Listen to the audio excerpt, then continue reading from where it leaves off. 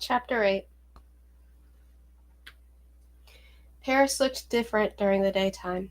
At night it had been shadowed corners and grim streets. But now that the sun had risen, Anouk started to notice little things she hadn't before. A horse-head door knocker, a lazy cat blinking in a window, school children struggling under heavy backpacks. They entered a neighborhood that had fewer monuments and more shops and cafes.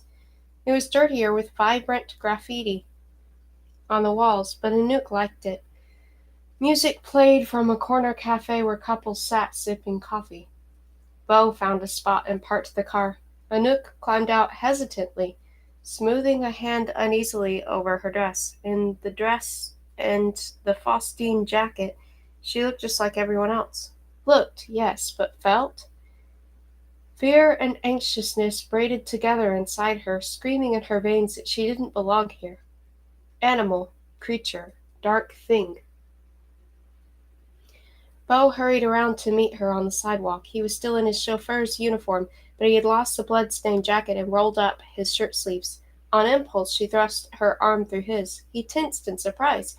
"This is the Latin Quarter," he explained.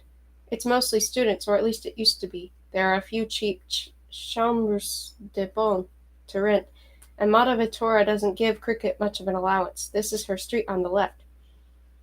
His eyes scanned every shadow as they turned down a narrow and winding road with a small cafe tucked beneath an awning. A young couple sipped tea as they chatted. The man wore a bowler hat, set at a sharp angle, and a neon blue cravat.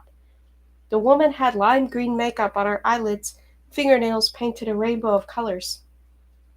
"Beau, look," she whispered. "Goblins." Both the man and the woman wore brass chains hooked to their belts like the kind Pretty used for pocket watches, but these were linked instead of the dainty china cups they sipped from. The goblins took their tea very seriously. Beau shook his head and didn't answer until they had passed a strange couple. "Those aren't goblins, they're pretties. It's the strangest thing, but non-traditional style of goblins has spread through the city. It's the latest fashion craze." Anouk looked over her shoulder at the couple's ears. It was true, not even the slightest point. "I didn't think the pretties knew about goblins. They don't. They're dressing up like creatures they don't even know exist. The goblins are just messing with them. You know how goblins are." They passed another pretty girl, dressed in garish goblin fashion. She was winding the pocket watch chain of her teacup lazily around one finger. Her eyes fell on Anouk. "Hey, cool jacket." Anouk beamed. She followed Beau to an unassuming door that opened onto a foyer filled with mailboxes and narrow staircase. It smelled of something stale and spicy. Beau started up the stairs. The two of them climbed until Anouk was out of breath. Beau stopped at a door and knocked hard. "Cricket," he called. "It's Beau. Let me in. It's important." The rest of the apartment building was filled with the gentle sounds of people starting to stir, slippered footsteps and percolating coffee. Morning light poured through the grimy window and the staircase. Anouk wondered if they'd be waking Cricket. She seemed the type to sleep in. But the door cracked open, a chain lock stretching taut, and music with a sharp beat came through the crack. Cricket was dressed in leggings and a white tank that showed her black bra underneath. Her curly brown hair was pulled back with yellow headphones. Her eyes were bleary like she hadn't slept. She gave Beau a sharp look. "Whatever that witch wants, tell her to wait until morning." "It is morning," Beau pointed out. Cricket squinted up at the sunlight coming through the hall window, as if she didn't trust it. She started to close the door, but Anouk thrust her shoe in the crack, preventing her. "Let us in, please." "Anouk?" Cricket's voice rose in surprise. "I hardly recognized you. Hang on." Anouk moved her foot, and Cricket slammed the door closed. The chain lock clinked, and the door opened fully. Cricket stared at Anouk. "What's going on? How did you get out of the house? And whose jacket is that, and where can I get one?" Everything rushed back to Anouk. The terrible image of her mistress's bloodless hand, the mad dash through Paris. She pressed her hands to her mouth, not sure if she was about to be sick or about to cry. Cricket waved them in, checked the hallway, and locked the door. The apartment smelled of mint tea and something more pungent, like overripe fruit. It was small, a single room with an unmade bed and a kitchenette with a boiling kettle. A clock in the shape of a black cat sat on the toaster, its circling tail ticking away the seconds. Heavy curtains blocked the windows. Ferns hung from the ceiling. Books were stacked on the side table, and there were dirty clothes strewn around that didn't help with the smell.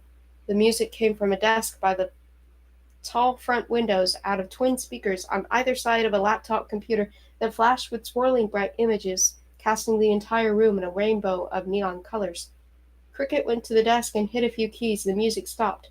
She threw back the curtains. "Whatever happened, it's bad, isn't it?" she said. Without the music, the black cat clock's ticking filled the room. Anouk's fingers itched to pick up the dirty piles of clothes, to run a sponge over the sticky kitchen counters.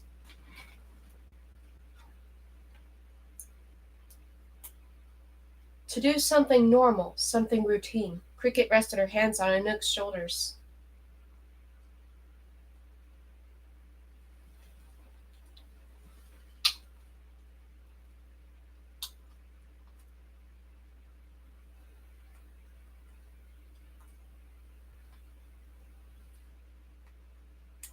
"Are you all right?" she asked. Anouk couldn't help it. The tears started before she could stop them.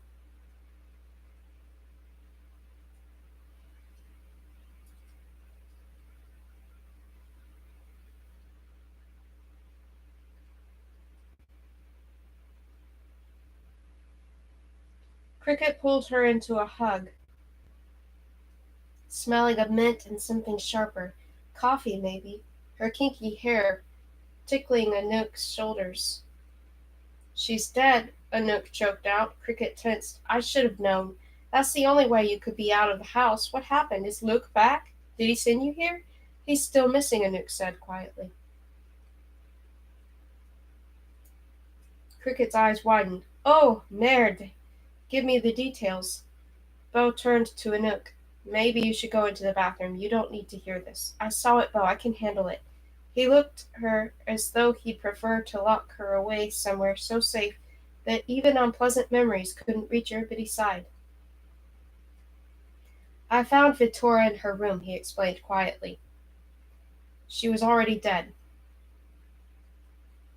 It was ugly. Blood everywhere. We didn't know what to do. The kettle started whistling." Cricket ran a hand over her face. In the sunlight coming through the windows, her brown skin glowed the color of leaves, of tea leaves. She jerked the screaming kettle off the stove. "Murdered? And you don't know who did it?"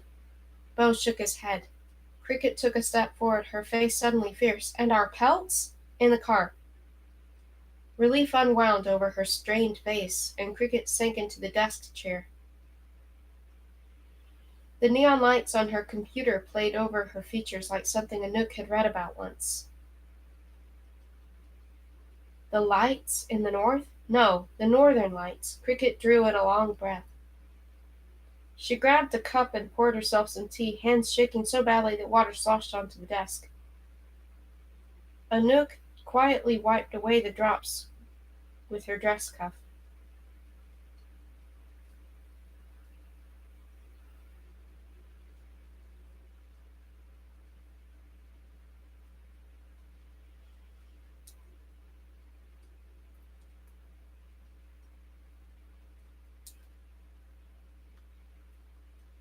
Cricket set down the cup. "Good riddance."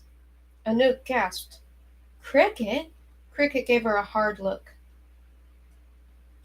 Her hands were steady now, more characteristic of the thief Anouk knew. She touched the dangling gold earring in her right ear, the only adornment she allowed herself. "You didn't know her like we did. You were her pet, her favorite. It's better that she's dead. If Luke were here, he'd say the same thing. You know he would."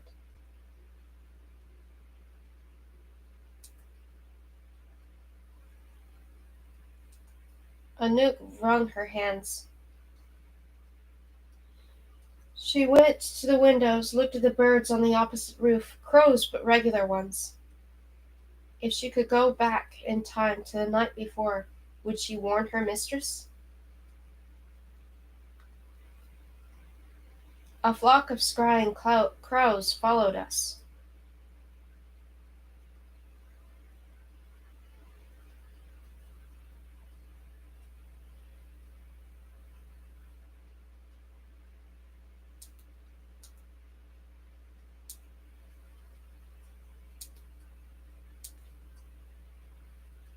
When Hunter Black and Vigo find her body, they'll come hunting for us. When did it happen? Cricket asked. Late last night, midnight. Cricket glanced at the black cat clock. Then we have just over 2.5 days. Anouk frowned. For what? To find another master. Cricket leaned forward, tinting her fingers. Luke explained it to me in case something like this ever happened.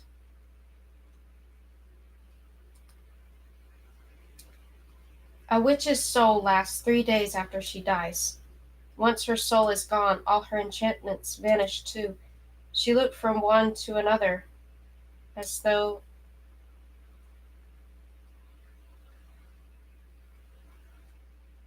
she wasn't certain they understood. That means if we don't find another witch to perform the spell again, then by Saturday at midnight, we'll turn back into animals, Bo whispered. Anouk flinched. Cricket nodded. It's good that you thought to take the pelts. Beasties' lives are tied to their pelts.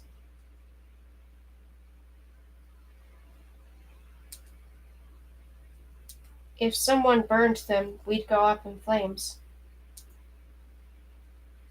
If they were put through the wood chipper,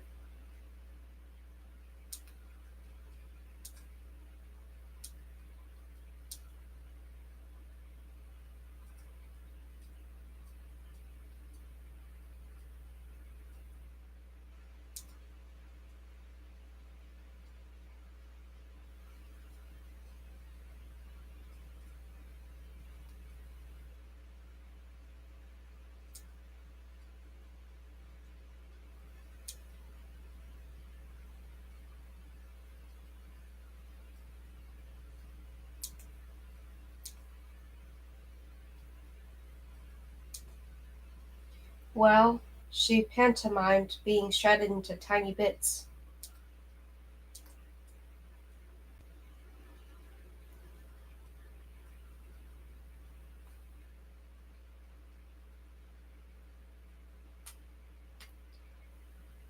Bo made a face. And anyway, if we have any hope of staying human, Cricket continued, we'll need those pelts to uphold the spell. We just have to find another witch who can do it fast. Merde, I wish Luke were here. Bo cleared his throat, still looking slightly green. There's the Trafalgar witch. Vittora's called on her for help before. Cricket shook her head. She's in England. We'd be stopped at the border. She blew on her tea. Most witches are out of the question, too far away or too dangerous.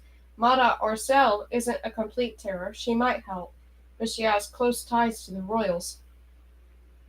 Then we'll need to try something else, Bo said. Not a witch. In the bird market near Sainte-Chapelle, there's a pretty broker who has connections to disgraced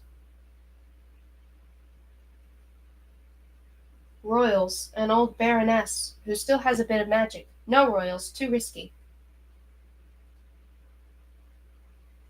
Well, what do you suggest? That we go to Vigo for help? Cricket shot him a dirty look as she drummed her short nails on the mug. Click, click, click. She let out a loud sigh. You say the pelts are in the car? Bo nodded. Get them. They're safe. No one's going to wood chip them. Are there even wood chippers in Paris? No, it's not that. I need to check something. A rumor. She tapped her foot anxiously. Bo exchanged a look with Anouk, then picked up his keys and headed downstairs. Cricket paced by the window, sipping tea, glancing outside. Anouk folded her hands, fighting the urge to mop up the spots of tea Cricket was spilling on the floor.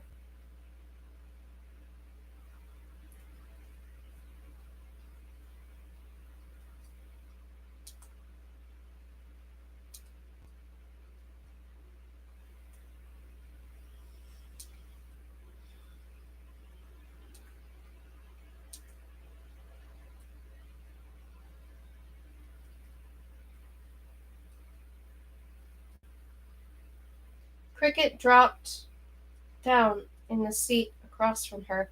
Did Bo do it? She whispered, her eyes alight. Anouk nearly choked. Bo? Why would you think that? She felt her cheeks burning. Hadn't she wondered the same thing? Because I'd have done it if I'd known what parts of her were still human enough to bleed. Cricket, did I ever tell you why I don't have fingerprints? She held out her hands.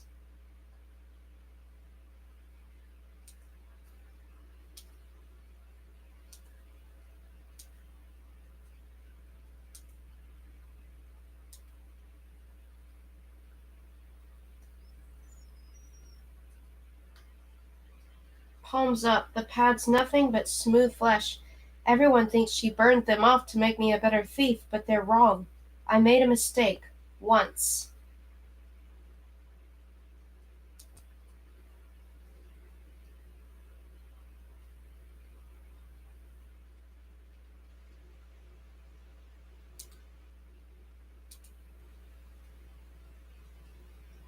I kept something I wasn't supposed to steal for her, a rare book.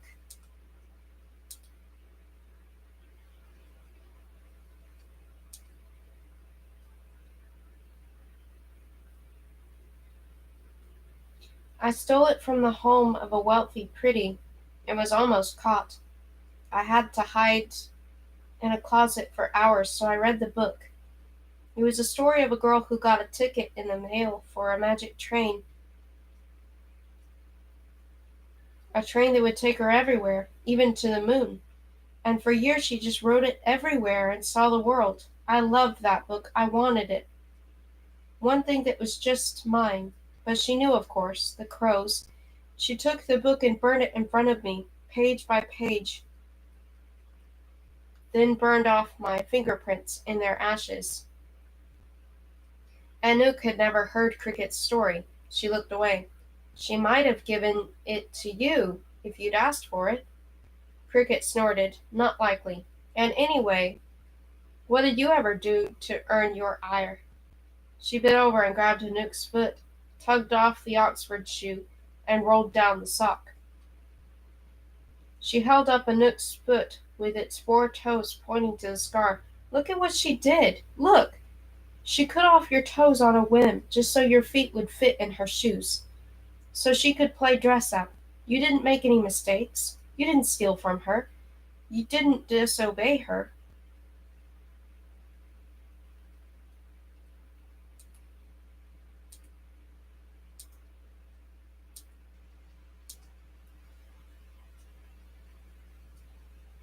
Cricket's face went grim. She was a monster.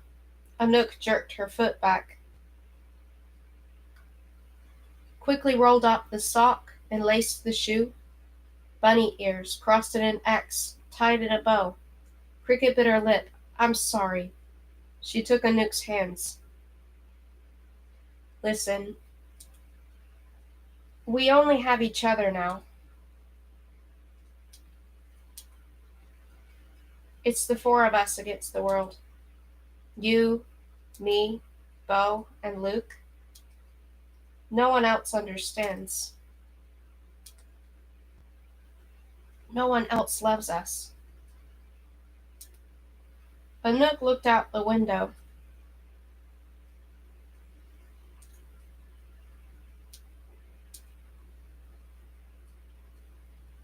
Anxiously. 5 of us. Cricket's gaze wavered. You mean Hunter Black?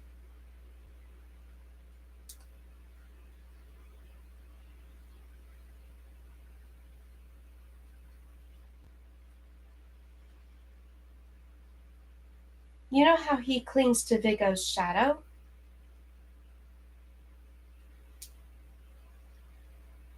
If his loyalty was ever challenged, I wouldn't bet on him siding with us. But he's still one of us.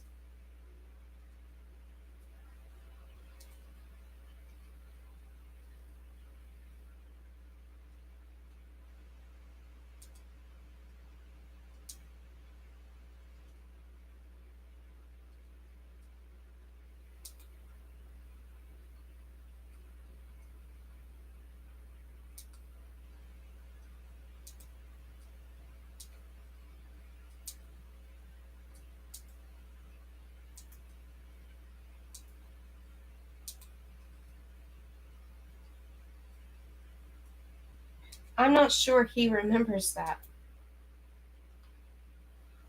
Cricket turned a lock of Anouk's hair tenderly behind her ear. We'll stick together. We'll find Luke.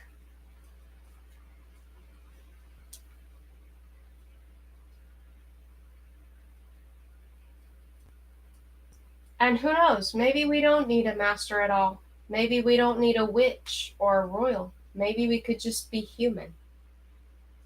Guilt crawled up Anouk's neck. If Mata Vitora had ever heard them talk about not needing a master, she'd have had Hunter Black take their tongues.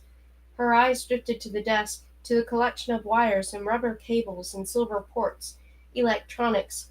She hadn't a clue what any of them were for. And a notebook, too, with words in no pretty language, and illustrations of hand symbols. They made her feel uneasy, like eyes watching from the shadows. Anouk slid the notebook around. Cricket, these look like they're nothing. Cricket grabbed the notebook. That warm feeling spread on Anouk's neck. She realized where she'd seen those hand symbols. They were gestures Mata Vitora used for a fire trick to extinguish candles.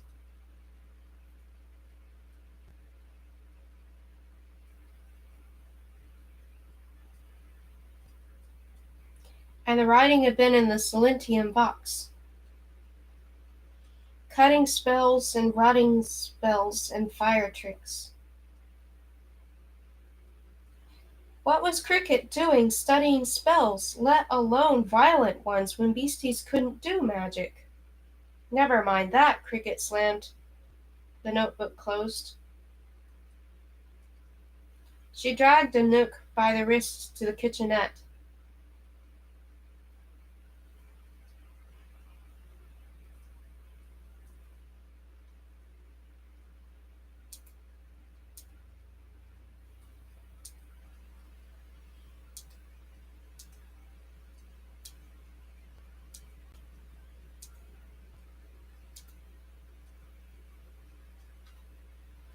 That's nothing, try this, you must.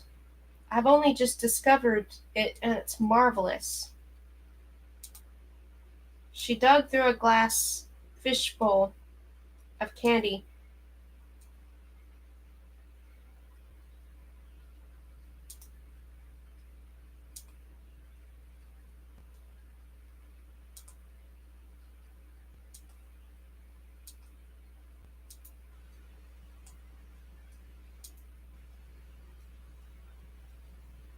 and took out a small paper packet.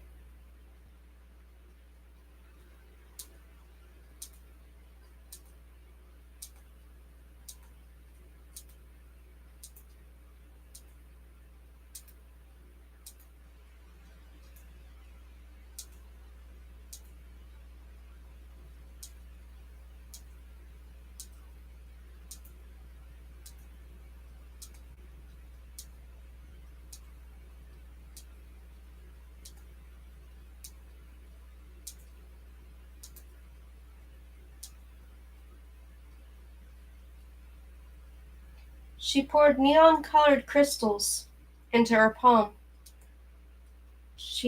Half she tossed in her mouth and half she gave to Anouk.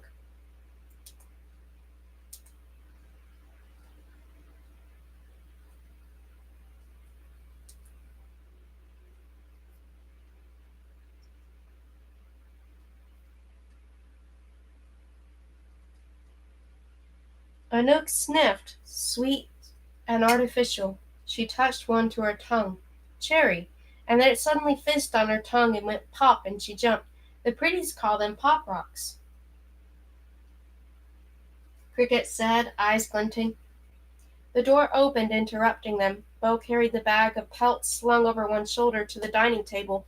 Cricket swept the plates onto the floor, and Bo pulled out the pelts one at a time. A musty smell spread throughout the room. They were all different sizes, some the size of small rugs, the first still matted, others no bigger than dinner plates, and one that fluttered with white feathers. Mata Vitor hadn't bothered to wash the creatures before she peeled off their fur or feathers or scales and made them human.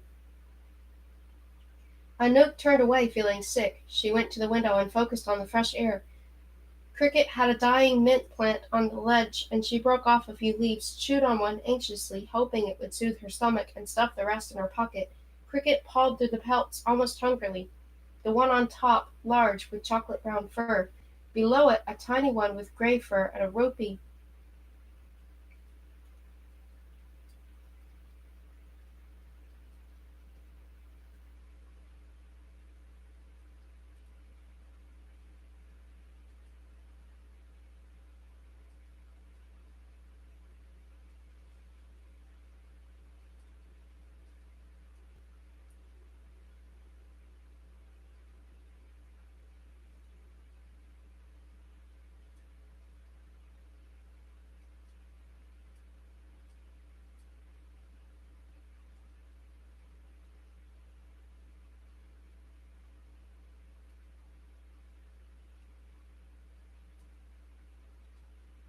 Bald pink tail.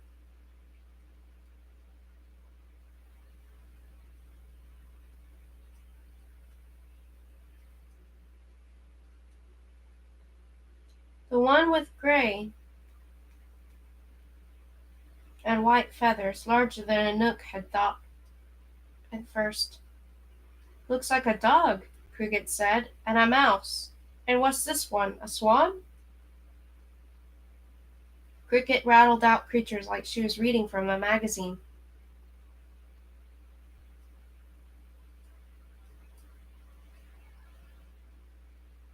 Which had been Anouk's? She watched out of the corner of her eye as Cricket examined them one by one.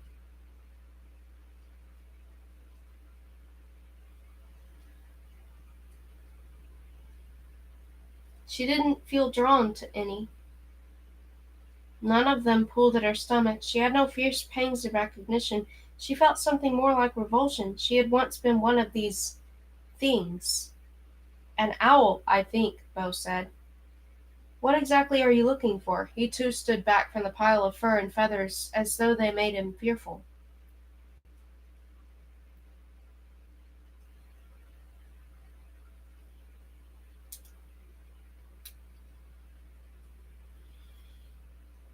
Luke had a theory. Cricket ran her hand over the owl's feathered pelt and then tossed it aside. That maybe Mata Vitora didn't use only domesticated animals. Anouk looked up sharply. What else would she have used? Her teasing with Bo came back to her, but he was half monkey and she 3/4 dust bunny. Cricket inspected the next pelt. It was the size of a small sweater with an angel's soft white fur like cashmere. This one's a cat, I think. Anyway, Luke wasn't certain. It was something he'd overheard Big O saying to one of the royals. Big O was there since the beginning, you know. He was 12 when Luke was made. And then me and Hunter Black, and the two of you. He saw it all happen. And he said that one of us was a... She reached the last pelt and stopped. A different smell permeated the room, more earthy like the samples of moss in the townhouse's solarium. Bo eyed the pelt on the table cautiously. Cricket slowly reached out a hand and touched it. Anouk stepped forward, her breath coming in odd bursts. This last pelt was different from the others. Not a dog, a mouse, a cat, or an owl.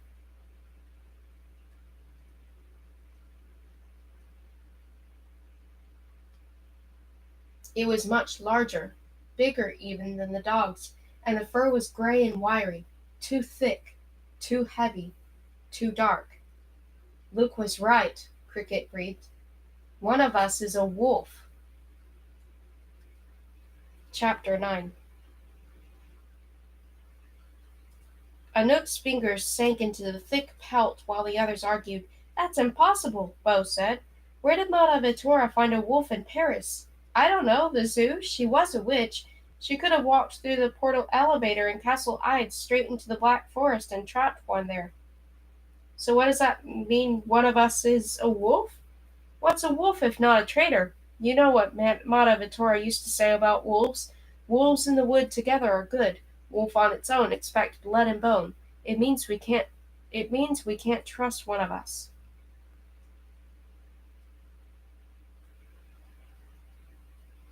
Yes, but which one? Anouk said. Bo and Cricket looked at her as though they'd almost forgotten she was there. Well, it's Hunter Black, of course, Cricket said. Isn't it obvious? But Anouk kept eyeing the different pelts uneasily. It was impossible to tell. None had Bo's tan skin or Cricket's curly hair. Any of the pelts could have belonged to any of them. I guess so, Anouk said.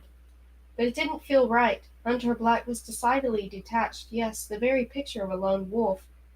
Except for his fierce devotion to Biggo. Wasn't that more like a loyal hound clinging to his master's heels? Then her eyes fell on the burlap sack on the ground. Bo? Her head started to feel too light. Where did you get that bag?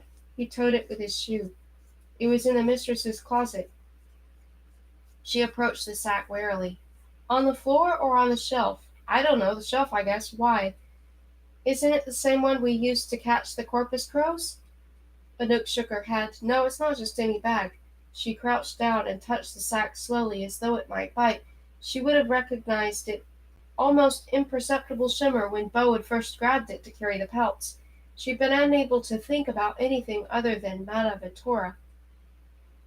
The minute her hand grazed the fabric it changed and she jerked her fingers back. It shrunk and folded in on itself, burlap darkening and growing glossy and smooth, silver buckles pushing out from the seams, a snaking black leather strap slithering from the opening. A beautiful, perfect Hermes purse. It's her obelete. Bo jumped backward and almost knocked over a chair. That's it? You're certain? It shimmers regardless of its form, if you know how to look at it. Cricket reached out for it, but Anouk held it back protectively. Come on, Cricket urged. There could be all kinds of things in there we need. Money, gold, spells we could trade for. It isn't that simple. Anouk opened the bag and turned it upside down. Nothing came out. Cricket's face fell. It's empty? That's impossible. Bo grabbed the bag and pawed through the space. Anouk took the bag back from him. It isn't empty, but its contents are protected. We'll need a witch to truly open it. Something outside caught Anouk's ear. A certain familiar rev of an engine. She went to the window. The sun was rising above the tall buildings, casting the city in bright, clear morning light. The rev came again.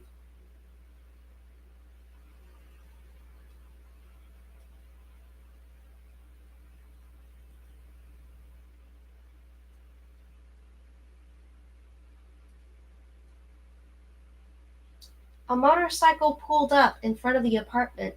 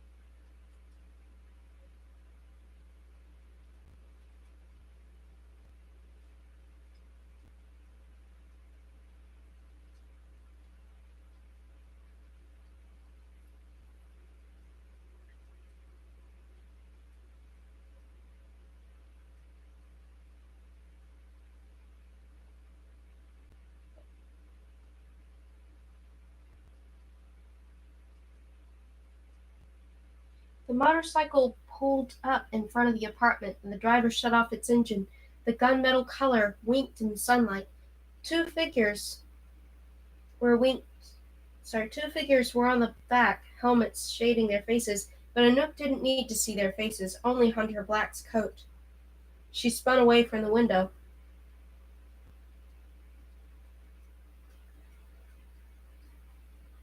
Bo swore as he looked down to Hunter Black's motorcycle.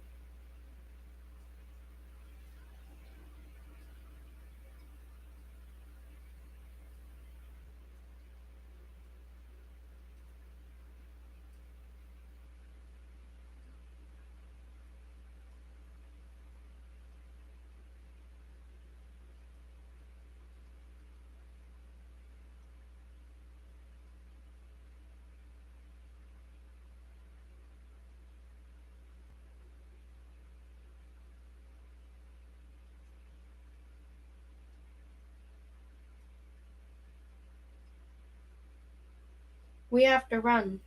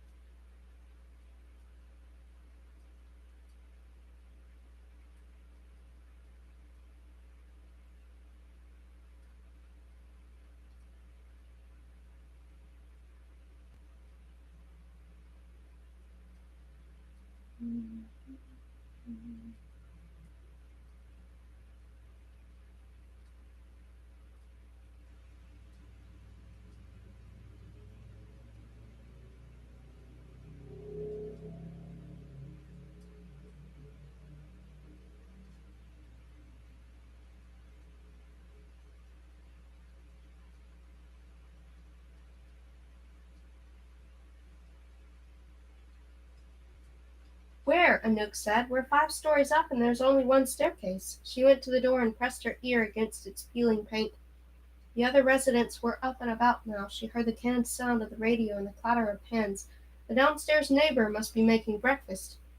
And then footsteps on the stairs. 2 sets. She recoiled from the door. They're coming. Her hand went to her necklace, needing the soothing touch of Luke's coin, but finding nothing, just skin and bone, and an empty chain. Gone. In the bottom of the fountain. She dropped her hand. We have to hide. Are you mad? Said Cricket. Hunter Black was literally made for this, to hunt. He'll find you in seconds.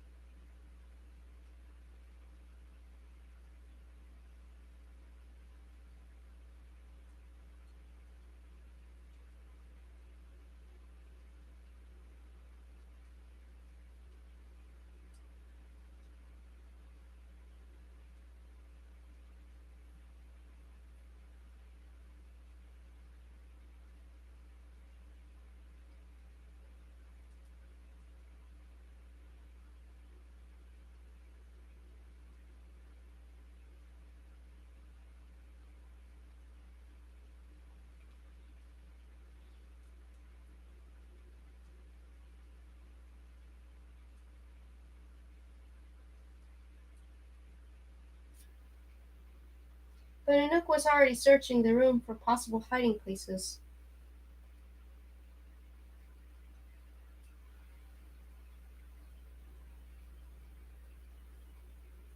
She and Bo and Luke had played hide and seek whenever Mata Vittora was away, and they'd had the full run of the townhouse. A place where entire ballrooms were hidden within closets, staircases led to floors that shouldn't exist, cupboards opened to secret tunnels.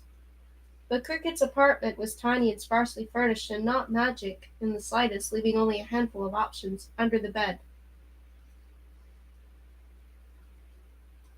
Beneath the kitchen sink, in the closet. She's right, we don't have any other choice. Bo threw back the shower curtain, eyed the tub. I parked the Rolls Royce around the corner, and they didn't see us come in, so they might not know that we're here.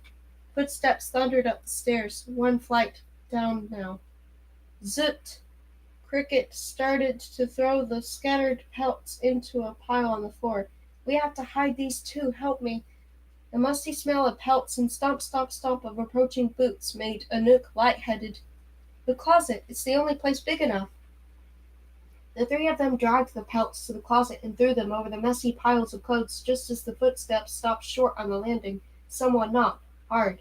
Quick, get in, Cricket whispered, herding Bo and Anouk toward the closet. The omelette. Where is it? Bo hissed. If Vigo sees it, he'll recognize it.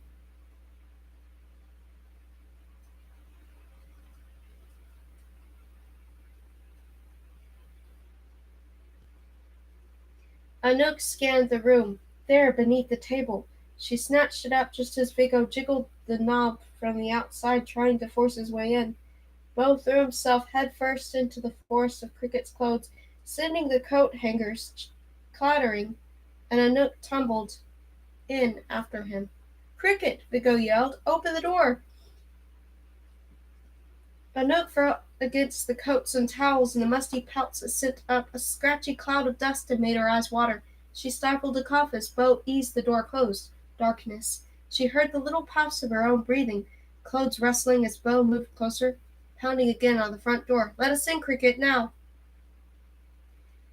Cricket hit the music again. The low beats blared, pulsing in time with the thumping of Anouk's heart. She pushed a dress out of her face. Her eyes were starting to adjust. The closet door was made of thick, frosted glass, the kind that was easier to see out of than into. She could just make out Cricket's blurry figure crossing the room. She heard the lock slide open and the clatter of a chain. What the H are you two doing here? Cricket demanded. It isn't even 10 o'clock in the morning.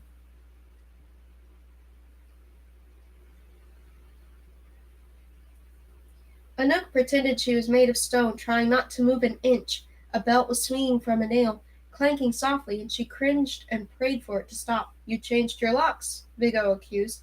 Anouk could partially make him out through the frosted glass. His unmistakable slouch and fair mussed hair.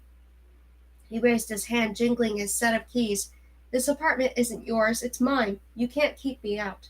What do you want, Cricket spat. Are you alone? Vigo was leaning close to Cricket, nearly pitting her against the kitchenette sink, while Hunter Black's dark shape sat prowling around the room.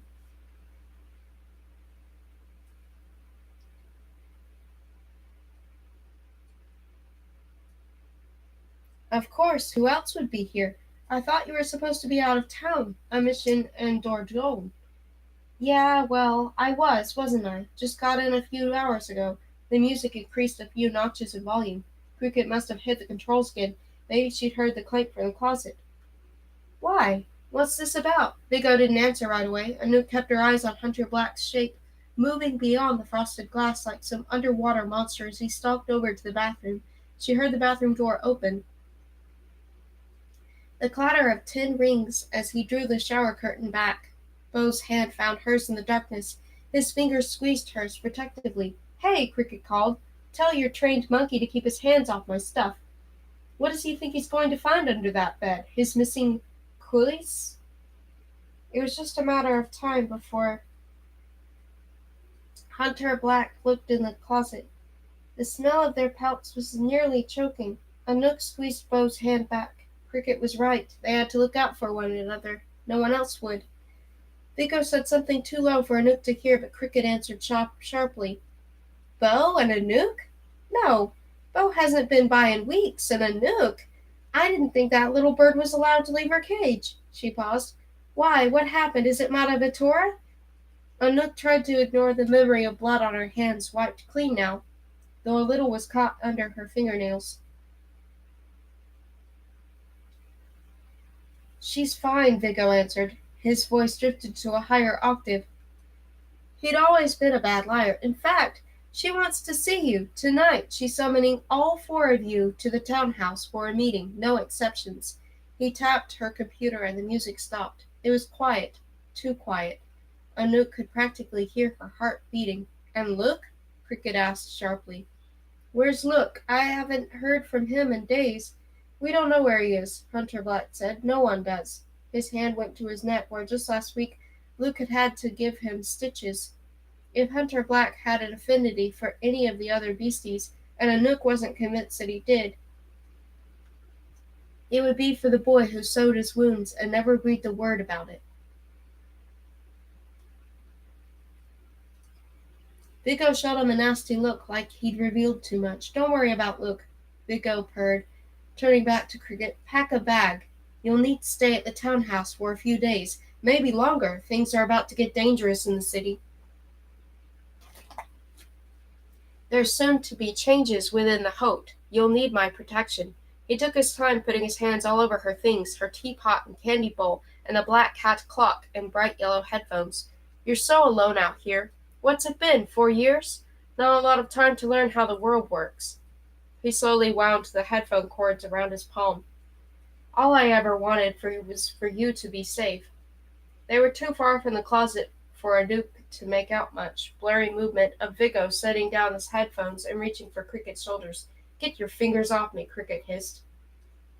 You're beautiful when you're angry like this, love. Anouk squeezed her eyes closed.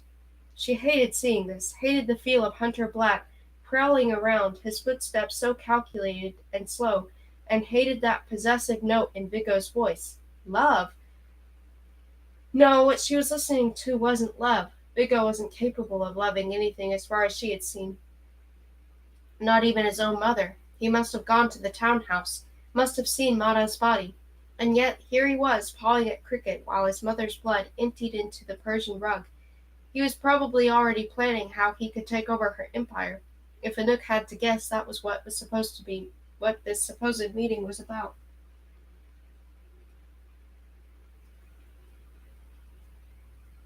Hunter Black's shadow moved away from the bed. He turned toward the closet. Beau's hand squeezed hers hard, as though he feared being ripped apart.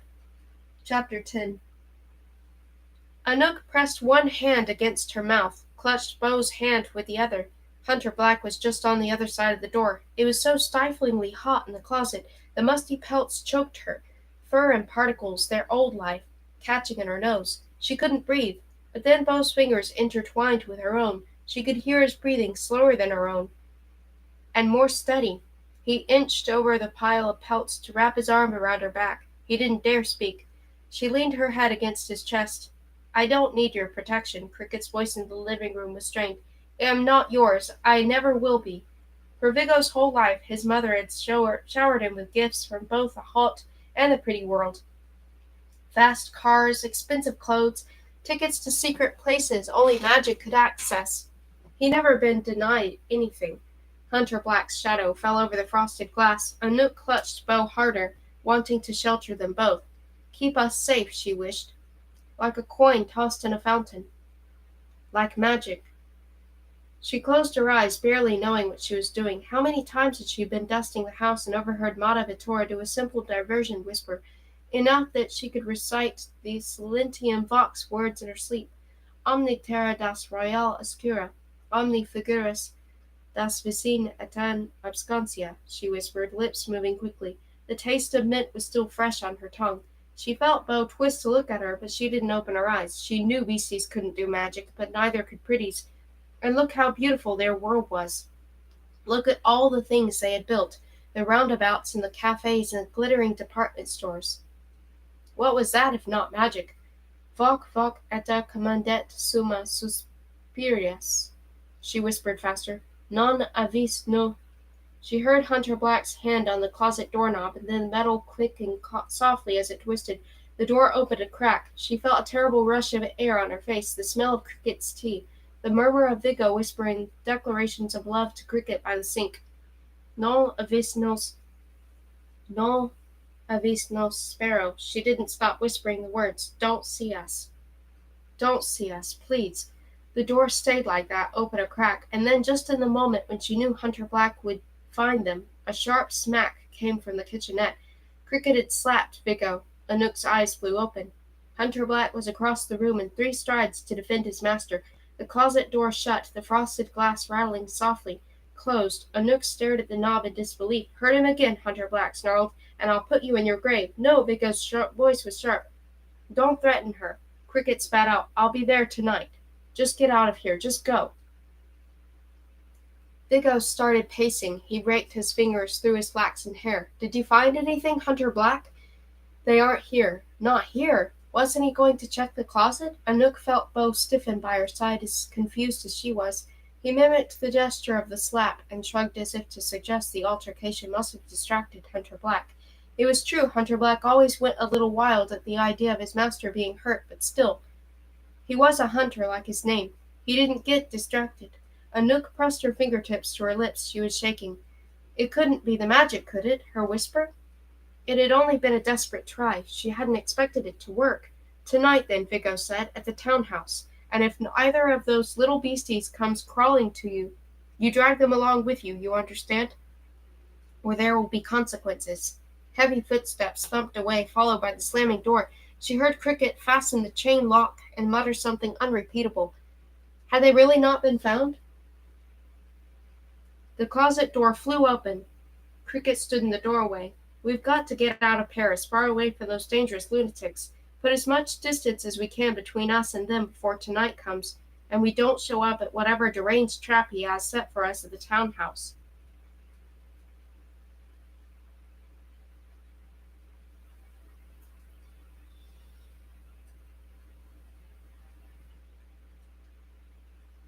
She looked at Anouk strangely. You must be the luckiest 2 people alive for him not to have found you in there.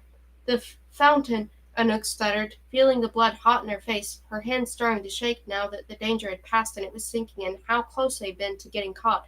And the alley at the end of Rue d'Amance, the little gargoyle. I dropped a coin in the water and made a wish for us to be safe. Maybe it worked.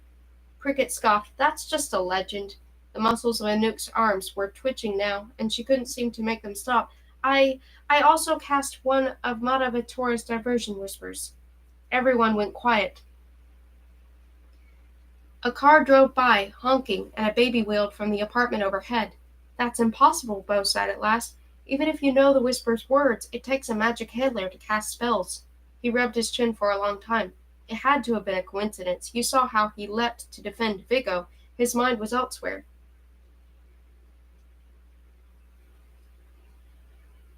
Anouk expected Cricket to chastise her more. Cricket, who was practical and ironic, who believed in the power of knives, not whispers, but Cricket was oddly quiet. Her long fingers drummed against the desk, rat-a-tat, rat-a-tat, as the swirling colors of her computer screen threw rainbows over her features. She leaned forward, hands tinted together. Do you really think you worked magic just now, Anouk? Something about Cricket's firm gaze threw her. I don't know, she said honestly. Bo looked from one to the other with a scrunched-up face. Are you 2 seriously considering this? Silently, Cricket slid her desk drawer open and set out the candle and matches and journal that she'd hidden when they first arrived. She'd struck a match with a sizzle of smoke and lit the wick. She gestured to everything, chewing on her fingernail. All of this, the drawings in the notebook, too. I've been trying to do magic on my own. Not just any magic, dark spells. Anouk searched her face. Can you? No, Cricket dropped her hand. Not yet, at least. But I know this sounds crazy. I can feel it.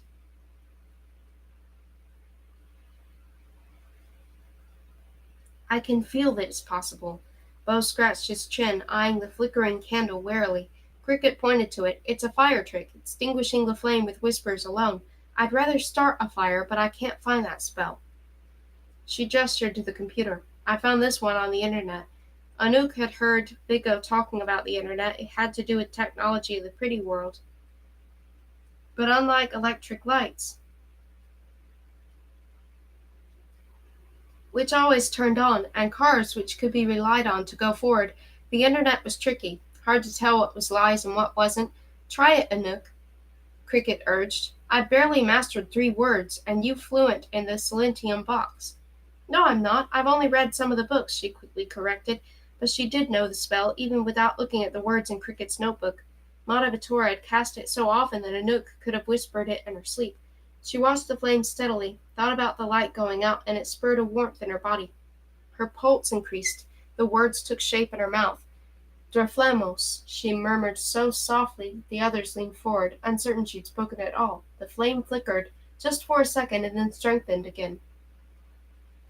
See, Cricket cried. It worked. Well, sort of. Bo raised a doubtful eyebrow. The window is open, you know. Breeze or not, it doesn't matter, Anouk interjected. It wouldn't have truly worked unless I'd consumed some life essence.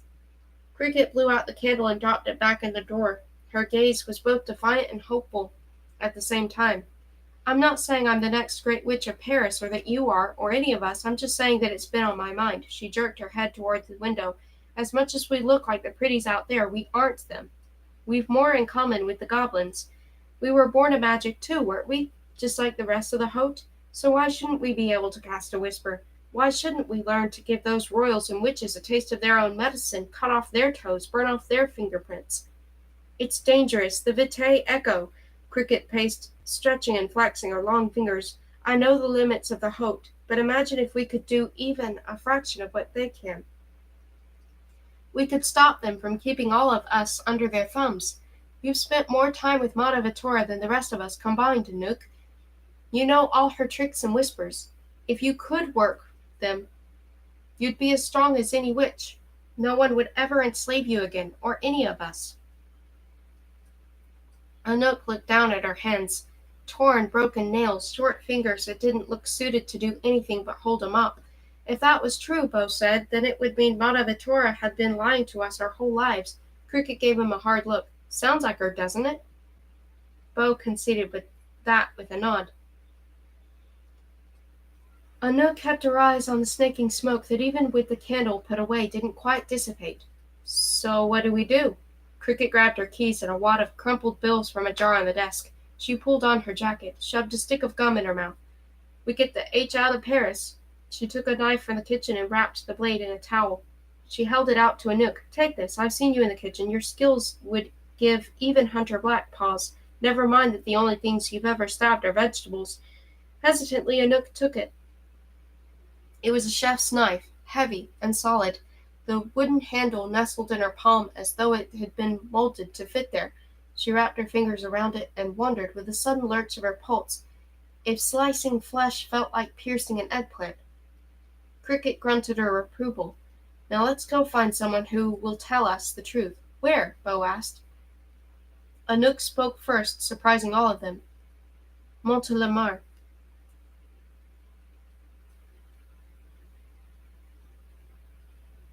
Chapter 11.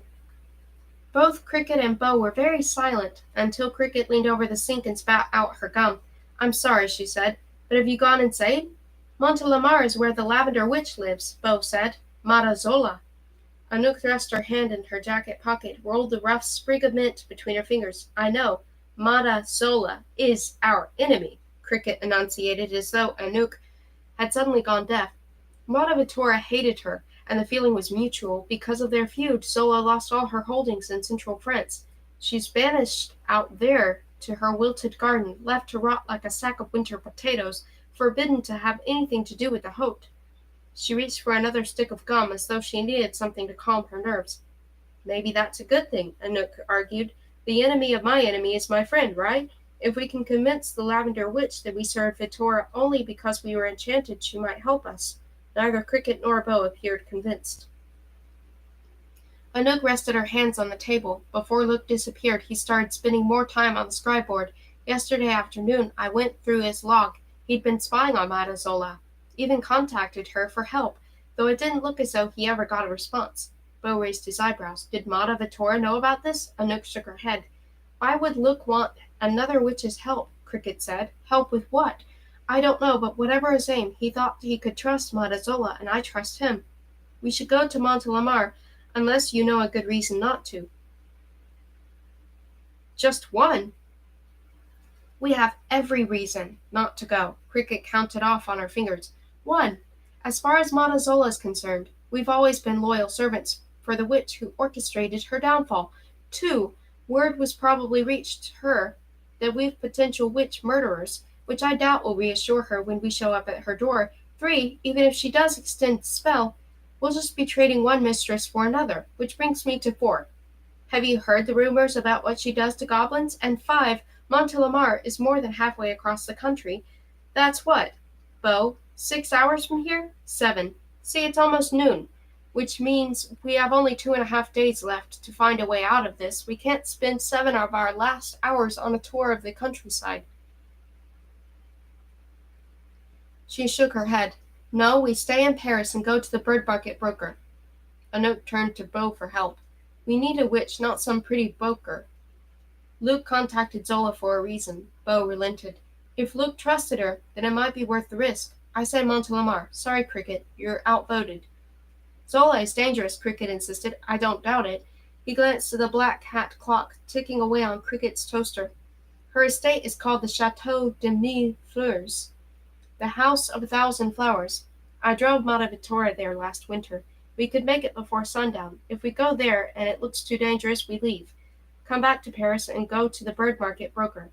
We'd still have about," he quickly counted, 45 hours. Cricket didn't answer. She chewed her gum anxiously and then, grumbling, grabbed a backpack and started stuffing things into it. The yellow headphones, a handful of candy, the cat clock.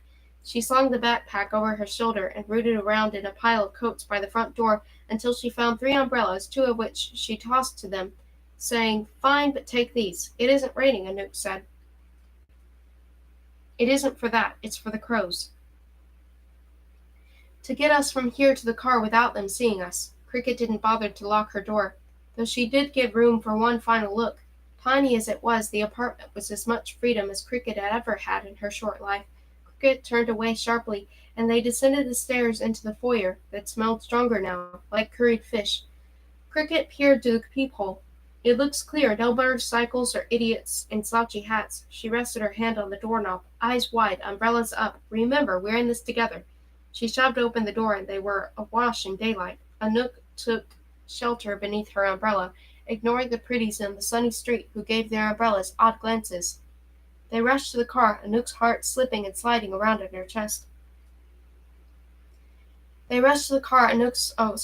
She kept expecting to hear the roar of Hunter Black's motorcycle, the flapping of wings. She dared to peek toward the skies and saw hundreds of dark outlines circling overhead. She dived into the passenger seat and slammed the door. "The crows are everywhere."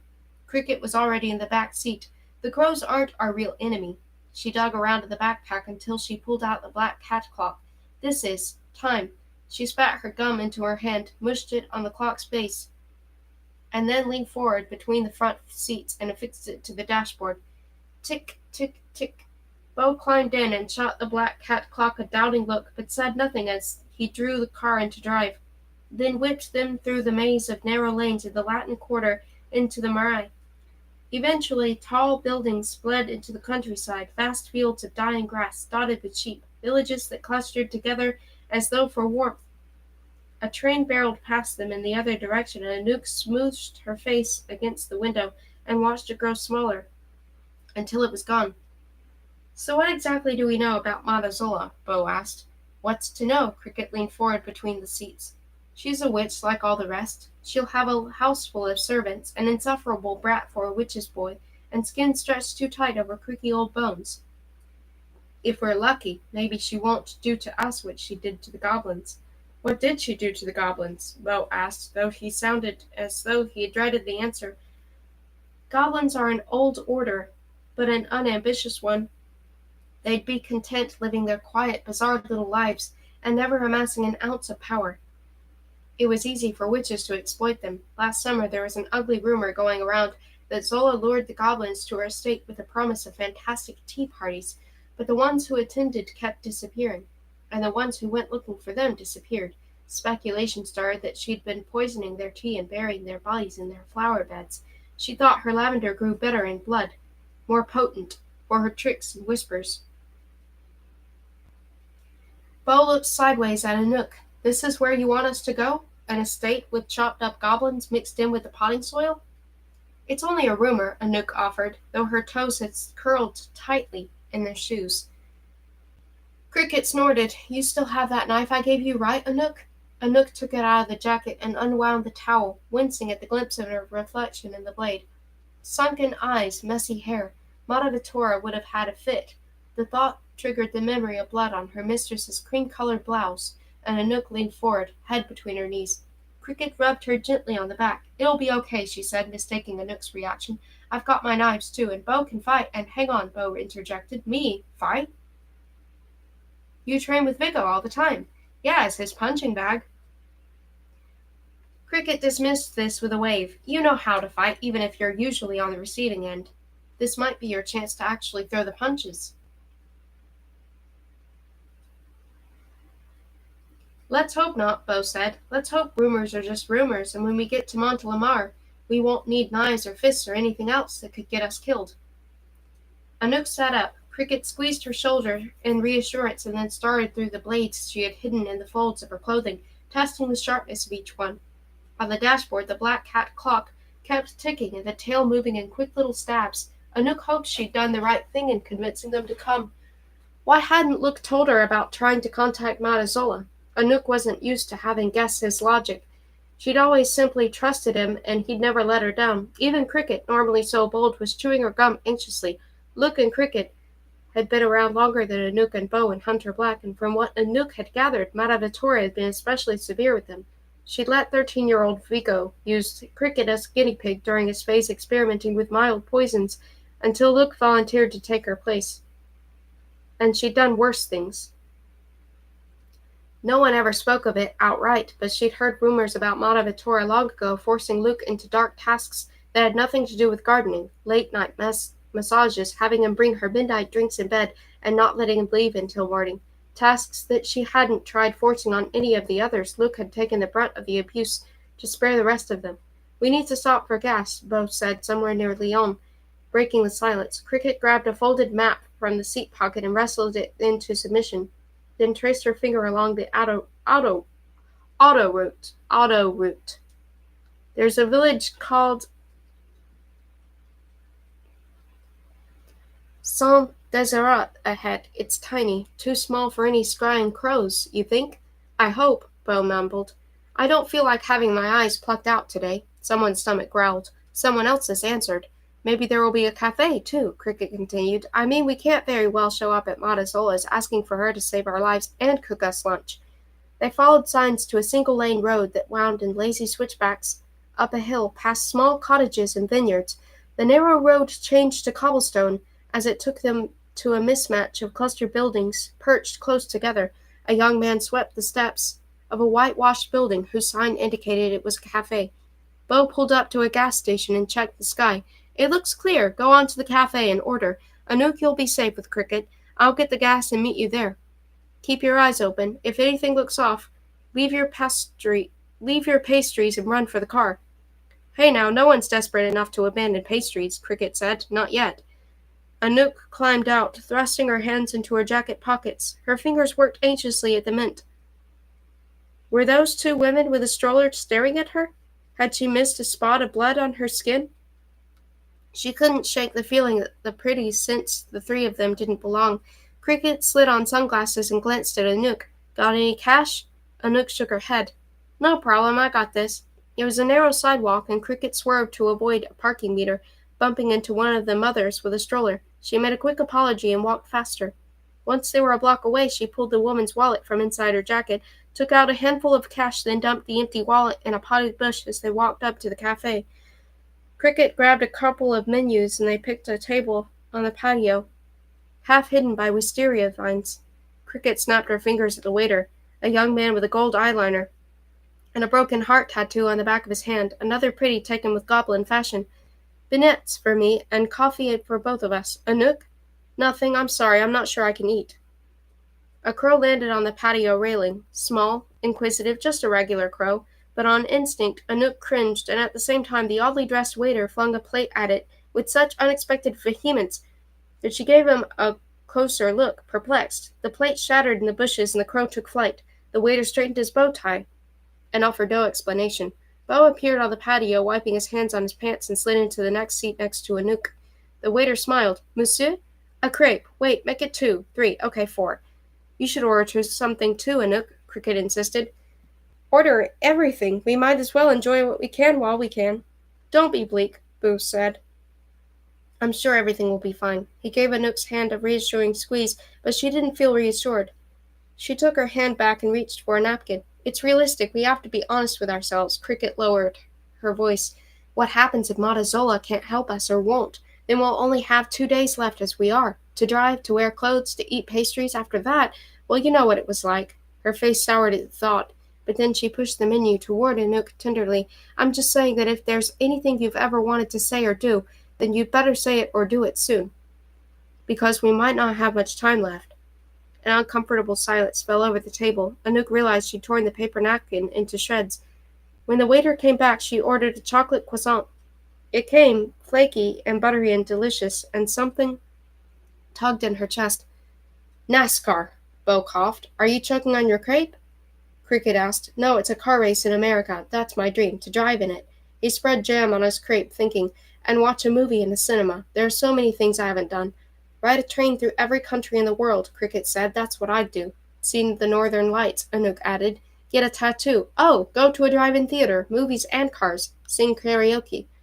Eat pasta in Italy. Run through a sprinkler. Win at Clue. Eat sausage in Germany. Kiss a boy. Kiss a girl. For a few minutes there was only the sound of clinking plates, of scraping forks and anxious chewing as they all thought of what they'd lose if the worst happened. Anouk wasn't ready for it to end, the beautiful dream of being human. She wanted to experience everything, see all the places she had only read about, sail on a boat, fly in an airplane, and read everything. Fairy tales, romance novels, only humans could write such. Pain and love could make her swoon 1 minute and cry the next over something that had never really happened to people who never really existed. We should go, Beau said. Cricket scooped up the rest of the vignettes and stuffed them in her mini pockets. Anouk almost hated to get back into the car and face the ticking cat clock whose second-hand tail kept turning and turning, always in the direction she didn't want it to move. As they pulled back onto the auto route, the nerves crept back into her insides. She wished she hadn't put so much rich cream in her coffee, somewhere around Plan de Bay. She twisted to look back in the back seat. Cricket had lain down and was caught in the throes of anxious sleep. Beau cleared his throat. She's asleep? Yes. He kneaded the steering wheel with his hands, glancing in the rearview mirror to make sure she was out. So remember what we said at the cafe about us not having much time left to say things we've always wanted to say? His fingers wrapped hard around the steering wheel. I have something I want to say. I don't know if I'll get another chance. He dared a glance at her. She shoved her hands in her pockets and suddenly felt a little too warm. You know it drives me crazy when you say I'm like a brother, right? She nodded. She worked the sprig of mint between her fingers, shredding it into ribbons. She felt the same light, ticklish feeling she had the night when they danced together in the kitchen, the soap bubbles popping on the floor. Such a wonderful moment, and yet at any second they might have tumbled and fallen on their backsides. I never felt we were siblings. In fact, mon Dieu, this is hard. He paused, chewing on his bottom lip, not taking his eyes off the road. He was driving faster now, though he didn't seem to realize it. It's like in Luke's fairy tales. The one about the peasant boy who's hopelessly in love with a princess, and there's that monster he has to stab between the horns. Only the monster's made of a stronger material than his spear, and I forget the rest. The monster is really his changeling brother, I think. His rambling drew to a close, and he glanced at her. Say something, Cabbage. I'm still confused about the monster. Merde! The monster doesn't have anything to do with it. I'm talking about the peasant boy. I'm that boy, and you're the princess. So many thoughts were tumbling around her mind, giving her a topsy-turvy feeling that was both pleasant and unpleasant at the same time. Her face felt very warm now. She redirected the vents to blow cool air on her. Cabbage? Do you understand? The speedometer creaked up to 140 kilometers an hour. I'm just saying, since we might have only a few days left. He gripped the wheel harder. Merde! He veered sharply at a sign indicating they were on the outskirts of Montelimar. The tires squealed as he pulled off the road. Cricket woke with a start. He slammed on the brakes. They sat on a gravel drive of the auto route that just ahead was blocked by an overgrown hedge. There was no wooden fence, no iron bars, only a 10-foot-high tangle of shrubs that extended in either direction as far as Anouk could see. "Is this it?" Cricket said in a hushed voice. "This is it," Bo answered gravely. "Last chance to turn around. You're certain about this, Anouk?" The clock kept turning in that endless circle, tick by tick by tick by tick. Anouk brushed her hand at her throat until she found her gold chain necklace. Certain? She'd never been less certain of anything in her life. "I'm sure." The three of them stared at the green wall. On the other side of the densely woven branches would be the ancient and imposing Chateau de Mille Fleurs, the Fortress of Flowers, the Montelimar prison of the second most powerful witch in France. Well, now the first. "What were you reaching out here for, Luke?" Anouk asked silently. "What did you hope to find?" "When we get in there," Cricket muttered from the back seat, "no one drink the tea. We don't want to end up like the goblins."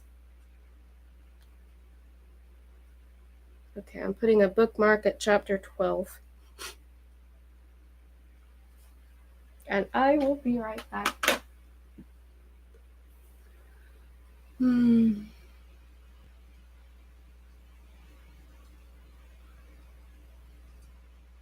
Oh, it's Everyone Afraid to Be Forgotten. It's, a shirt that is meant to advertise the Yonali album and film. I'll be right back.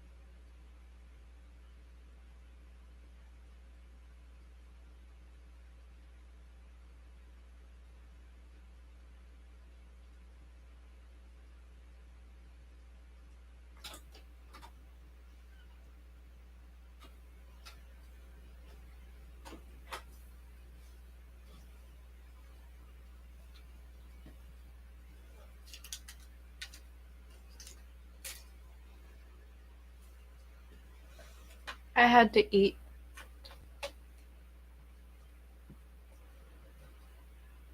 So I had a sandwich. And I should stand up again.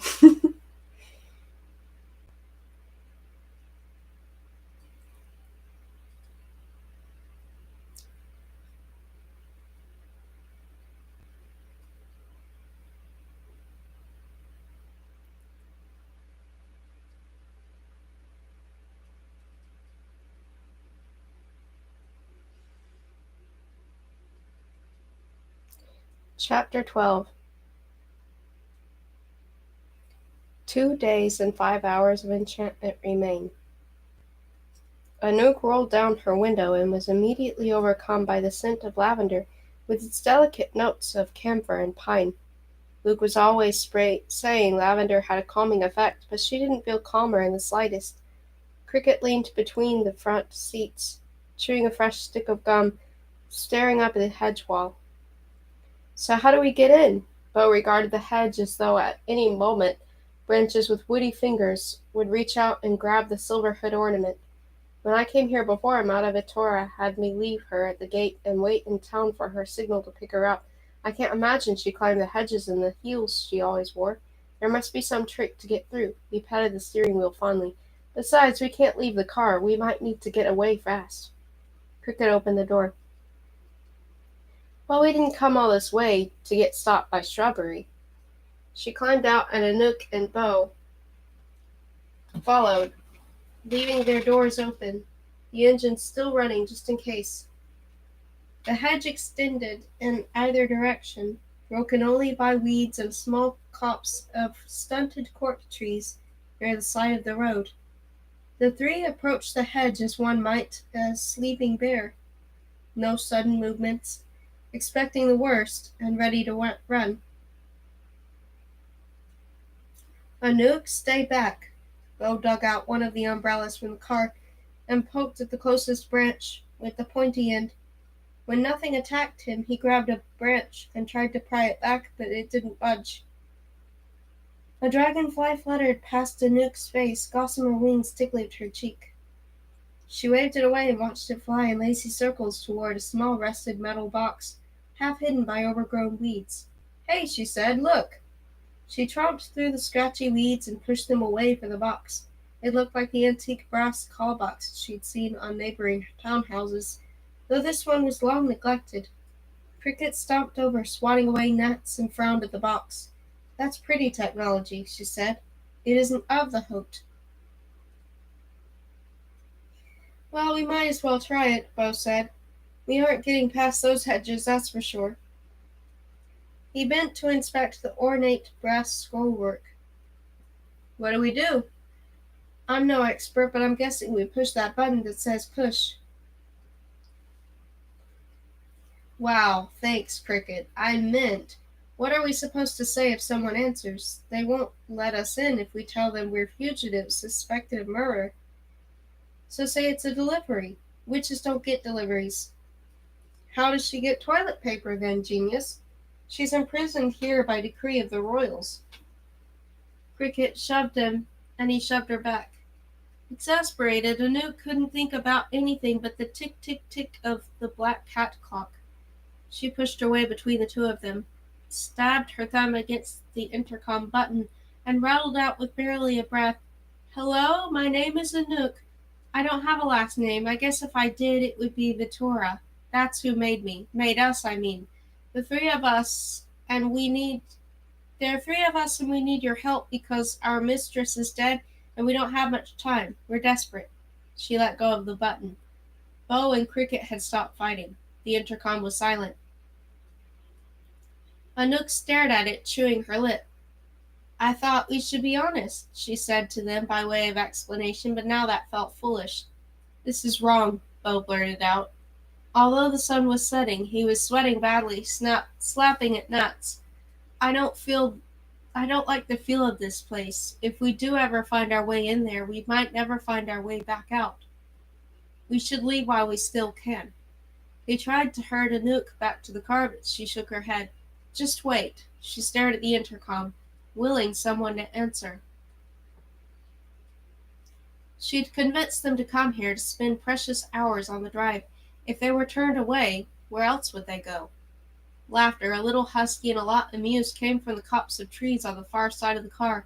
The intercom was suddenly forgotten. Blades appeared in Cricket's hands, drawn swiftly from the mysterious folds of her clothes. Anouk fumbled for her own knife, realizing too late she left it in the glove box.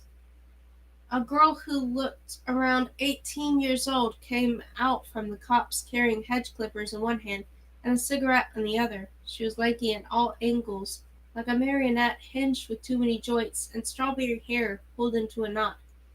She wore ripped jeans and a white cashmere sweater 2 sizes too big for her.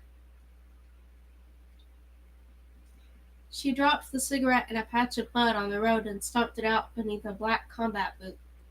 "Doesn't work," she said, nodding toward the call box. "Can't use that kind of technology here." "Told you," Cricket growled at Bo. The girl observed them coolly. "You're the beasties everyone's looking for. Every word of the Hote is searching for you. Did you know that?" Anouk bit her lip. "We didn't kill anyone." "Oh, that." The girl wigged away any concern. "Mata doesn't care if you killed Vitora. All the better if you did. We got a word a few hours ago that she was dead, and we've been celebrating ever since." She motioned to a wheelbarrow full of recycling that held more than a few empty champagne bottles. "I'm Petra," the girl said, "Mata daughter." She held out a hand to shake, the hedge clippers dangling carelessly from her other hand. Her sweater looked expensive, but threads were plucked loose and snagged, and a few thorns were tangled messily in the seams. The slouchy collar exposed a bony bare shoulder. None of them took her extended hand. Cricket eyed the girl's boots enviously. "A witch's girl?" Anouk said. "There aren't any witches' girls, only boys." Petra let her hand fall and raised a thin, unimpressed eyebrow. "Is that so? Well, for what it's worth, I didn't start out a girl." She put down the hedge clippers, dumped the barrel full of recycling in a bin by the gravel drive, turned back around and took a closer look at Anouk. "Is that a Faustine jacket?" Anouk nodded. Petra made an approving sound. She grabbed the clippers and headed toward the hedge jawl, combat boots crunching over the gravel. "You all look terrified. Come on inside, I'll make you some cocoa." Anouk glanced at Cricket and Bo, who looked as bewildered as she felt. "Didn't start out a girl," Anouk whispered. "Transgender," Cricket whispered back, "like in Luke's fairy tale." She meant the swan mirror. It had been Anouk's favorite. She could almost hear his soft voice now. "Once upon a time." It was about a king who possessed a mirror that showed the heart's true desire. When the king's youngest son peered into it, he saw his own face reflected but changed. A young woman looked back, not a man. His heart's true desire was to be a princess, but such a wish seemed impossible. His footman, the son of a seamstress, observed his master's sorrow, and offered to help him dress as a lady in the privacy of his chambers. Each night the footman snuck into the laundry rooms to borrow dresses from palace courtesans, and he taught his master how to sit and stand and dance in the beautiful clothes.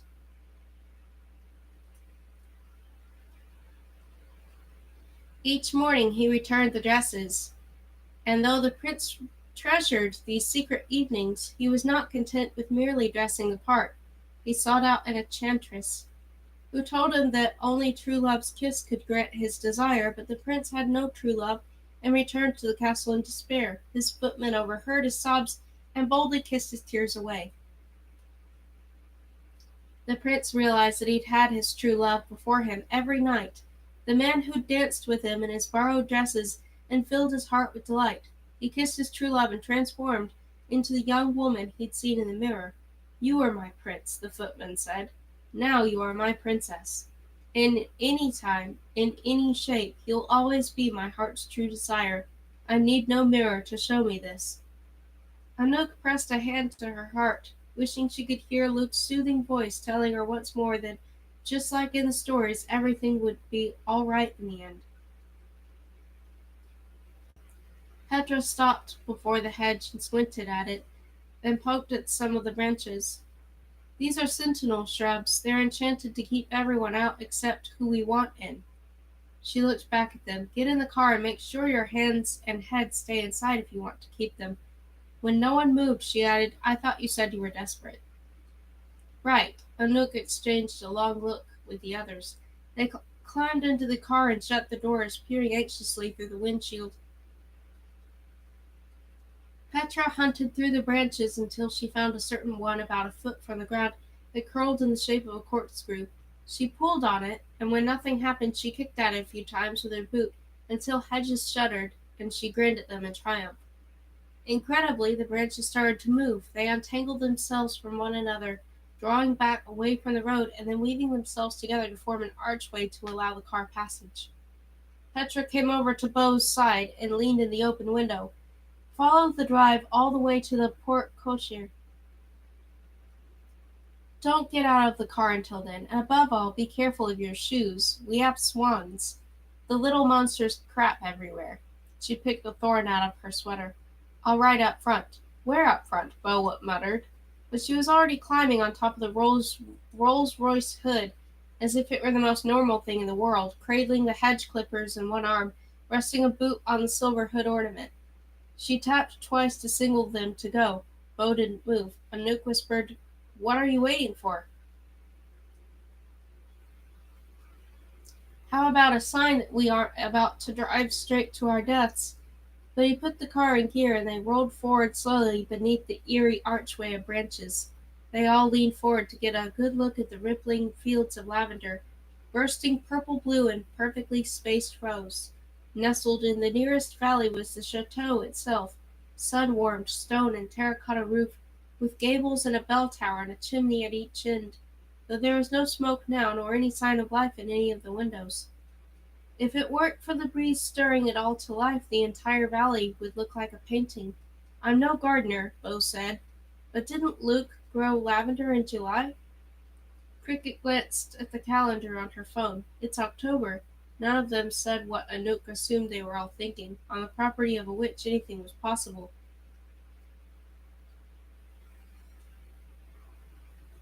As they inched along the gravel driveway, Anouk eyed the dark soil at the base of each row, half fearing a glimpse of the odd goblin finger or a decomposing foot. But everything was perfectly tended, lovingly cared for. Something as beautiful as these gardens couldn't possibly grow in chopped-up goblins, could they? Cricket sneezed. As they neared the building, the lavender fields gave way to more traditional gardens dotted with fountains. Anouk cracked open her window and breathed in the smell of roses and lilacs, cypress trees, and the moldy dark odor of standing water.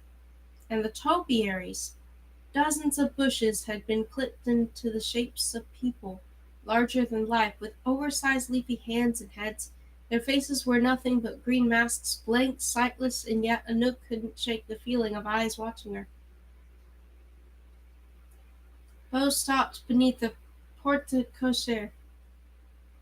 His hand hovered over the gear shift, ready to throw the car into reverse at the slightest sign of trouble.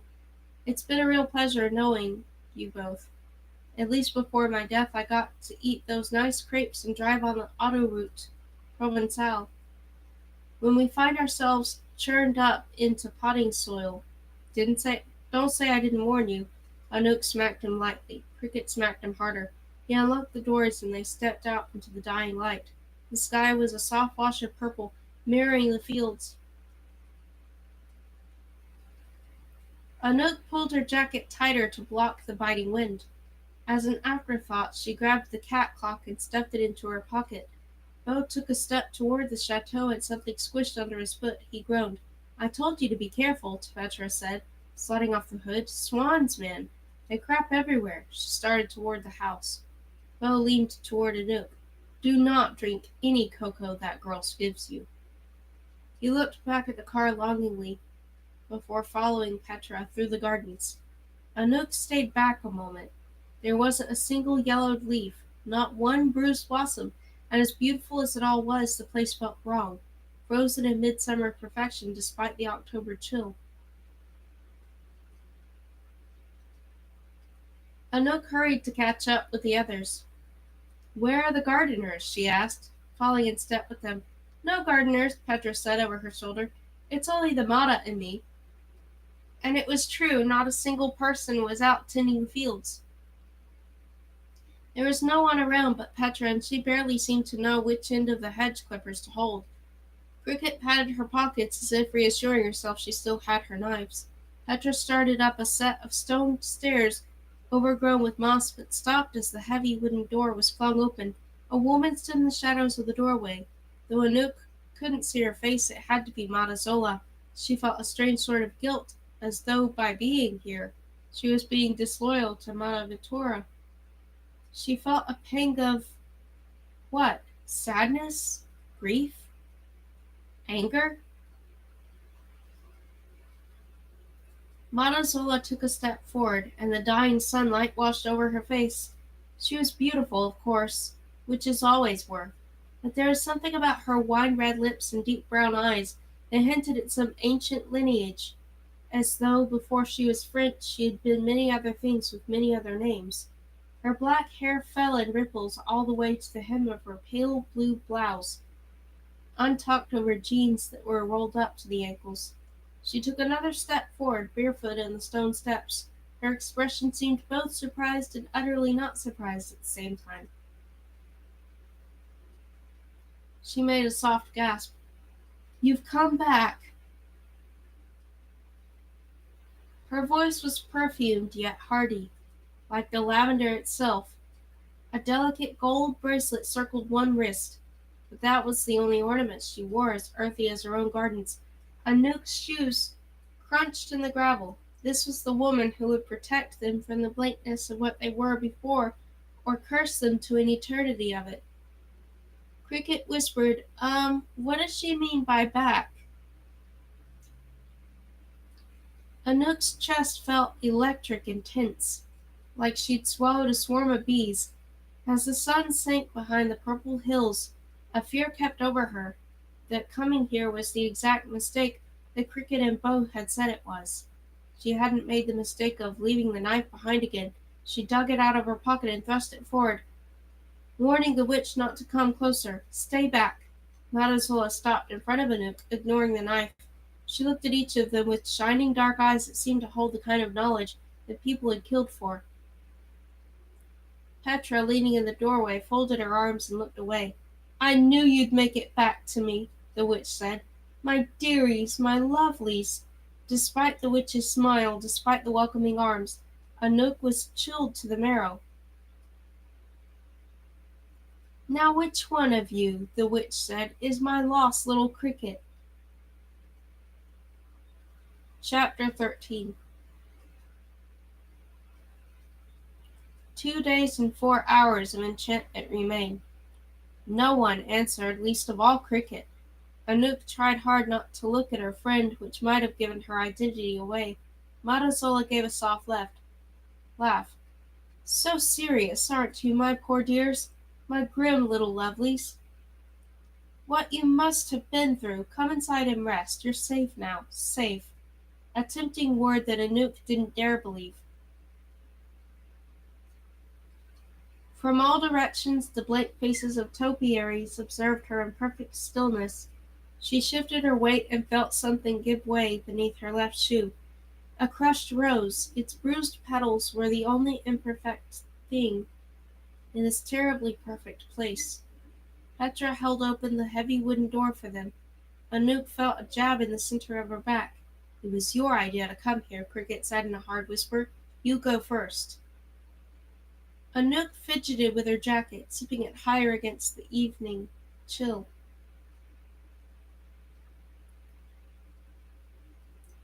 She closed her eyes and imagined that the wings on the back of the jacket were her wings, gossamer and strong, that the sharp horns sprouted from her head, that she was as rigid and unflinching as a gargoyle. From somewhere inside the house she could hear the crackling of a fire. She stepped across the threshold and ran straight into another topiary.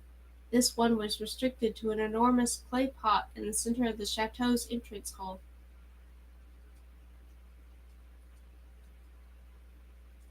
Branches smacked at her face, and she sputtered and fought them off. The bush was clipped into the shape of a bear, though it was overgrown and shaggy with untrimmed leaves. She eyed its branches warily, bones of wood, claws of thorns, fur of leaves, half expecting it to move.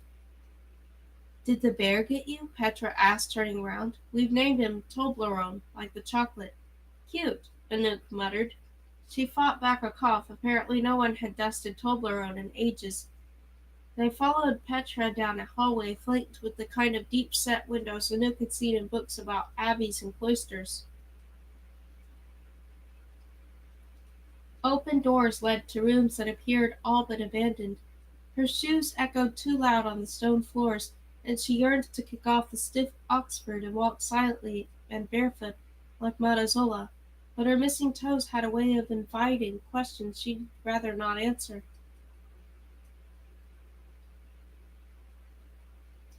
They passed an enormous room that might once have been a chapel, and the smell of thyme wrapped around her.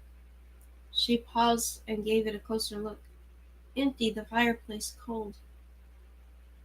But the smell of thyme was fresh, and when she pitched her head to the high rafters, she saw hundreds of bunches of herbs tied up in clove-hitch knots for the drying, the same knots that Luke used.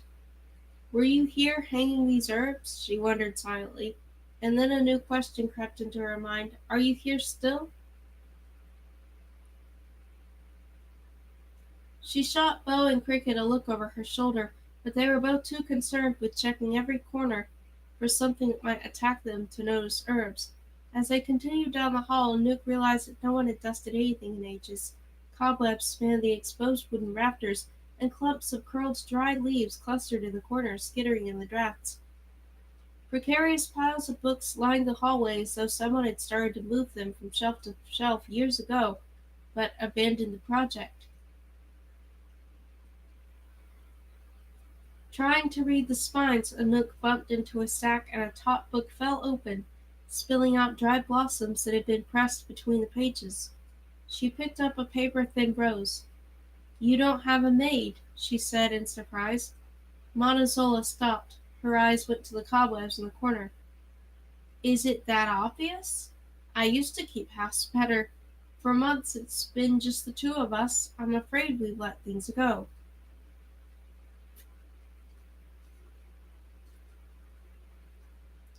Anouk could think of two things wrong with the statement. First, they couldn't possibly have been maintaining the entire estate alone. The house was neglected, but the garden wasn't. Despite what Petra had claimed, someone had to be out there watering the flowers. Tricks and whispers couldn't keep a garden that size going forever. And second, they hadn't been alone. Anouk had heard just 2 days ago a person who must have been Matazola talking with someone on Luke's scribe board. A man. "I don't mind the mess," Anouk clarified, even though she itched to attack it all with a feather duster. "It's admirable that you do your own cooking and cleaning, that you don't use servants." And it was true, the Chateau de Millefleurs wasn't anything like what they'd feared, at least not on the surface. "That's a kind word for how Vittoria treated you," Matazola said. "I might have said slaves." She opened a door to a cozy sitting room that was less dusty than the hall, likely because it seemed to be used more often. There was a large banquet table, though it was covered in books and probably hadn't seen a plate in years, and the portraits, every inch of the high walls, was covered in ornately framed paintings. Anouk turned in a slow circle, taking in the hundreds of painted eyes, feeling the fingertips were walking up her neck. She recognized various royals. There is a painting of Lord and Lady Metham dancing, and one of a rather severe-looking Countess Quine on a horse, and of course multiple paintings of Renard. He was everywhere. It was hard to count exactly how many portraits were of the Crown Prince, but his handsome face seemed to be looking at her from all angles, from above the mantel, from over the threshold, or at least three corners. She touched her messy hair, realizing she must look awful. Was he watching? Had he taken notice of her? In all the portraits he was dressed in his frost-gray suit, and had a crown of gold briars. In none of them was he the boy with the mussed hair and scarf which showed up on her doorstep. Mon Dieu!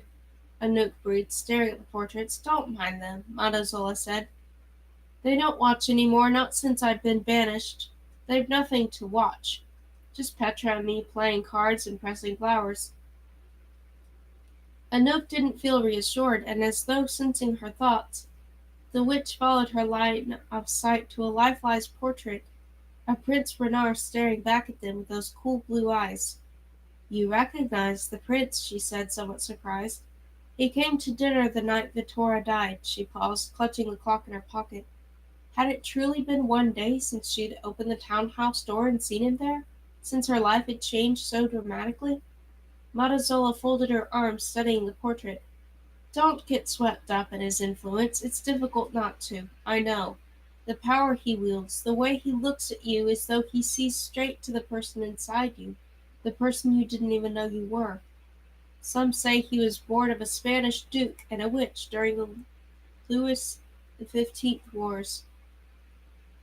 Louis XV Wars, but I think he's too patient to bear any witch blood, assuming a witch could even conceive.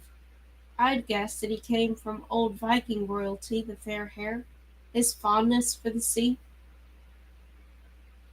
She gazed at the portrait cryptically. He's been prince for only a few decades. He worked his way up in the ranks over 200 years.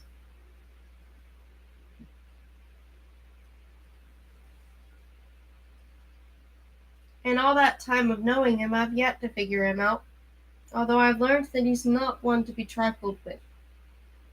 Anouk felt a creeping heat that spread up her neck, a shiver that wasn't entirely unpleasant. She took in other portraits. You're certain they aren't watching us? I promise. Her voice was a purr. She whispered toward the fireplace. Incendiate flame. A fire sparked and caught on the dry wood. Petra, our guests looked shaken to their cores. Why don't you fetch the cocoa and put everyone at ease? Bring a bag of those tiny marshmallows, too. She rubbed her hands together briskly before the fire. Sit, dearies. She motioned to a dusty divan. Beau looked ready to bolt back to the safety of the car. I'll stand, thanks. He went to the window, wiped away the grime with his sleeve, and peered out at the gardens. What kind of security do you have here? Why, who's chasing you? There was a guarded note in Montezola's otherwise gentle voice. Who isn't? Beau answered. Anouk figured that honesty had gotten them this far. The greatest threat they'd encountered here was being crushed under a filing pile of books, so she might as well continue being truthful. It's Mata Vittora's boy Vigo, and the assassin called Hunter Black. They've been following us since we left Paris. Vigo thinks we killed his mother. They can't reach you here, Madazola assured them. They can stalk outside the gate and scout all they want, but they won't set foot on my territory, meager though it is. Anouk's tight shoulders relaxed, though one hand was still curled around the knife in her pocket. But there was that eternal thumping in the other pocket, the clock, not so easy to hide from time. What did you mean? Cricket said in a slightly high tone.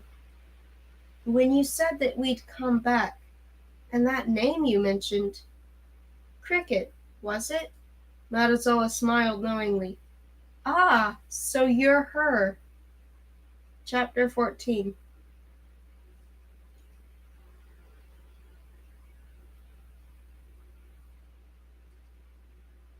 "2 days and 3.5 hours of enchantment remain." Cricket's lips fell open.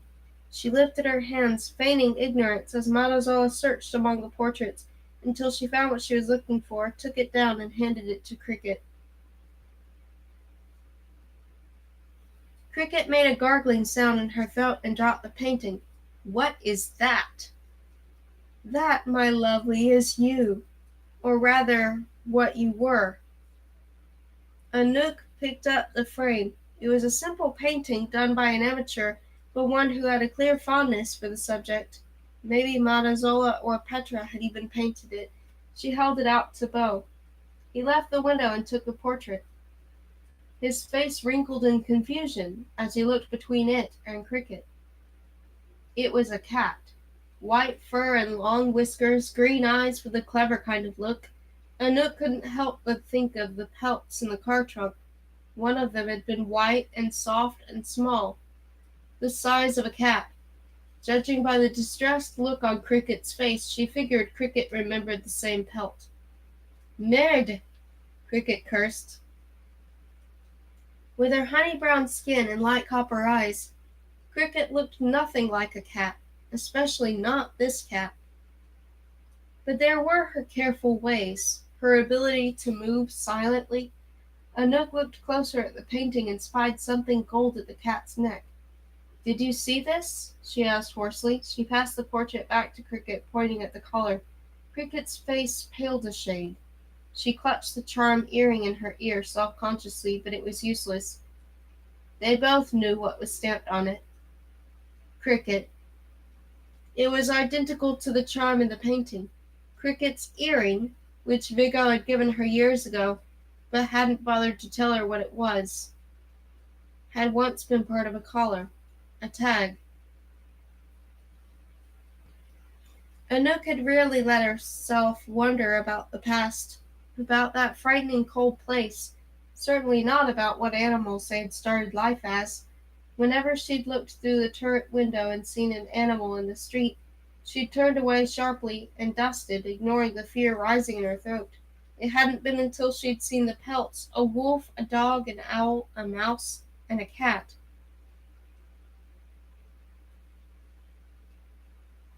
that she'd let herself play that dangerous matching game.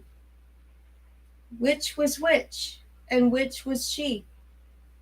And now Cricket was the first to learn the truth about herself, and clearly it wasn't welcome knowledge.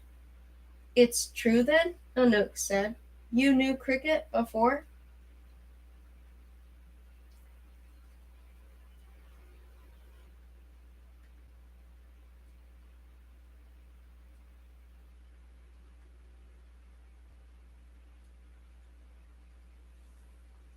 Mata Zola replaced the painting on the wall. "Oh, yes, Mata Vitora came here years ago. We got in an awful row. She knew I loved that cat. After she left, I couldn't find it anywhere."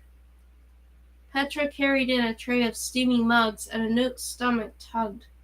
She hadn't eaten much at the cafe, but she was hungry for more than just chocolate.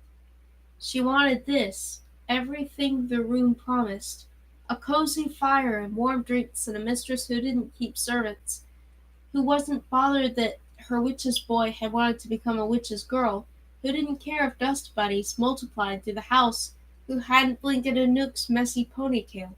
And yet, did she dare trust it? She wanted to. They all sat and Anouk took the cocoa with shaking hands. Lavender and honey. Divine. How badly she wanted to drink it. She dared to take the slightest sip. Bo had warned her not to, but Bo was always watching her.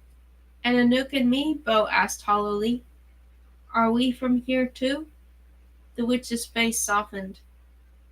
"No, I don't know where the two of you come from, or what creatures you were before. I'm sorry." Cricket had looked dazed for the past few minutes, and now she suddenly stood, fists clenched. "If what you say is true, then we need your help." "Yes, I gathered that, my dear." "You know what she did to us. She made us work for her, and she beat us, and worse." Cricket swallowed. "Now, without her, the spell that keeps us human will expire at midnight on Saturday. We're almost out of time. We need you to recast the enchantment. I can't go back to that." Her eyes flickered toward the cat painting. For a moment all were silent. Anouk wasn't sure why Cricket had decided to trust this witch, after arguing not to come here in the first place. Maybe because of the painting and the collar that matched her earring. If Mata Zola was telling the truth about that, maybe she was telling the truth about everything. "Why?" Petra asked, surprising her. She was standing in the doorway with her arms folded tightly. "Why does it matter to you what form you take? Sleep all day, drink saucers of milk, doesn't sound so bad." Anouk cocked her head, curious about this girl. She remembered now why witches took sons, never daughters. Only females could become witches, so it was fathomable that a daughter might grow up to become a rival witch herself, whereas a son could never threaten their power. Did those same rules apply to a girl who hadn't been born a girl? Petra's question seemed genuinely curious, but Cricket's face turned cold. She snapped, "Because my life is worth more than catching mice." Cricket's stare was vicious, challenging. One more word from Petra, and Anouk had a feeling the blades were going to make an appearance. "It isn't about whether skin or fur covers us," Anouk blurted out, hoping to avoid a fight. "It's about what's beneath that, even beneath bone." All eyes turned to her, and she wished she had kept her mouth shut. These were dark thoughts, thoughts she had ignored her whole life, truths she had looked away from at night, alone in her turret bedroom, when it was hardest to escape them. Her eyes met Beau's. He gave a small nod of encouragement. "Before, for all of us, it was a dark place." Her voice wavered as she continued. "A cold place. I don't mean to say that life was more miserable. I mean that it was empty. Until Madhavatura made me into myself, I wasn't me. What I am, my memories, my dreams, the people I care about, and the thoughts I think about when I'm alone, it means everything to me. Imagine if one day everything that made you, who you are, simply disappeared. If all you thought of was filling a hungry belly, if the world was cast in shades of gray, not color, if you lost the ability to express yourself in words, if you never loved, if you never dreamed, that's what we stand to lose. Everything." Petra was quiet. She looked shaken. "Restart the enchantment," Anouk said, turning to Matazola. "Grant us the chance to remain ourselves. A lifetime of being perfectly normal. That's all we want, the same as anyone." The witch was quiet for a long time. Her cocoa sat before her, cooled now. The marshmallows melted away. The fire kept crackling. Beau had gone back to standing by the window, but he'd stopped staring out of it, watching for Vigo. Night had fallen at some point. Anouk had barely noticed.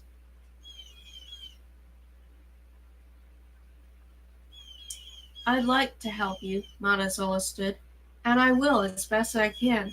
But the spell you are made with isn't just any whisper. It isn't as simple as making flowers bloom year round or sparkling fire in the kindling. Prince Renar wrote it himself years ago. Wrote it himself centuries ago. It requires a lengthy whisper with challenging intonations and a tincture of the exact right life essence, not to mention a lot of blood." "I don't mind," Petra said quietly. Anouk realized that Petra, as a witch's girl, must have a blood-letting chair just like Vigo's. She felt a sudden protectiveness for this girl who was willing to drain pints of her blood for them. "Thank you, my dear," Matazola said. "But without the wording of the spell itself, no amount of blood will keep them from turning back." "Madhavatura had the spell," Anouk said in a rush. "We could go back to Paris and fetch it." Matazola shook her head. "Written spells die with their witch. Her copy will be nothing but ash now. The royals have a copy, but spells of that magnitude are kept only in one place, the spell library at Castle Ides. Only members of the Haute who have invitations can access them. I had an invitation, but it was revoked with my banishment." She motioned to the delicate bracelet on her wrist. It looked like jewelry, but was in fact the bond of her imprisonment. "One step beyond the fields and I turn to dust." She swiped a finger along the top of a cabinet, coming away with a fine coating of dust that sizzled when she brushed it into the fire. "But we have only a few days left." Anouk fingered the clock in her pocket with a growing sense of panic. "You mean everything we've risked is for nothing?" She shook her head violently. "It can't all just be lost." The witch looked at her with pity. "How much time do you have left?" Beau said quietly. "About 52 hours." "Then it isn't over yet. There might be a way to extend your enchantment without the original spell, some alternative trick." Anouk found it hard to take comfort from the witch's words. How many hollow promises had Madhavatura made her? Her mood turned sour, nasty. Witches were tricky. We can repay you, if that's what this is about. We can serve you like we served our last mistress. I'm a wonder with a mop. I make a good quiche, too. She didn't mean for her words to sound as bitter as they did. A log popped in the fire. Mata Zola eyed the three of them for a long time. Quiche, mops. There was an oddly electric look in her eyes. You poor dearies. You don't have a clue what you really are, do you? Anouk's breathing felt too fast. A distant voice was ringing in her ears. Prince Renard standing in Mata Vittora's foyer, leaning toward her with those fathomless blue eyes and unsettling words on his lips. You aren't made for sweeping floors, little beastie. From every wall his face watched, his eyes finding hers over and over. She knew that whatever Matazola was about to tell them was what Renard had been referring to, the great mystery revealed. The next few words were about to change their lives forever. Chapter 15. 2 days and 3 hours of enchantment remain. We know what we are, Bo said tensely. Matazola gave him an unmistakably pitying look. Do you? She motioned to the walls of portraits, which, in the flickering firelight, played tricks on Anouk's eyes. The skin tones, ranging from pale white to reddish brown, looked more like real flesh than paint. Matazola pointed to a small portrait of a woman, an ancient witch, judging by her long blue gown, poised on high castle walls above the sea.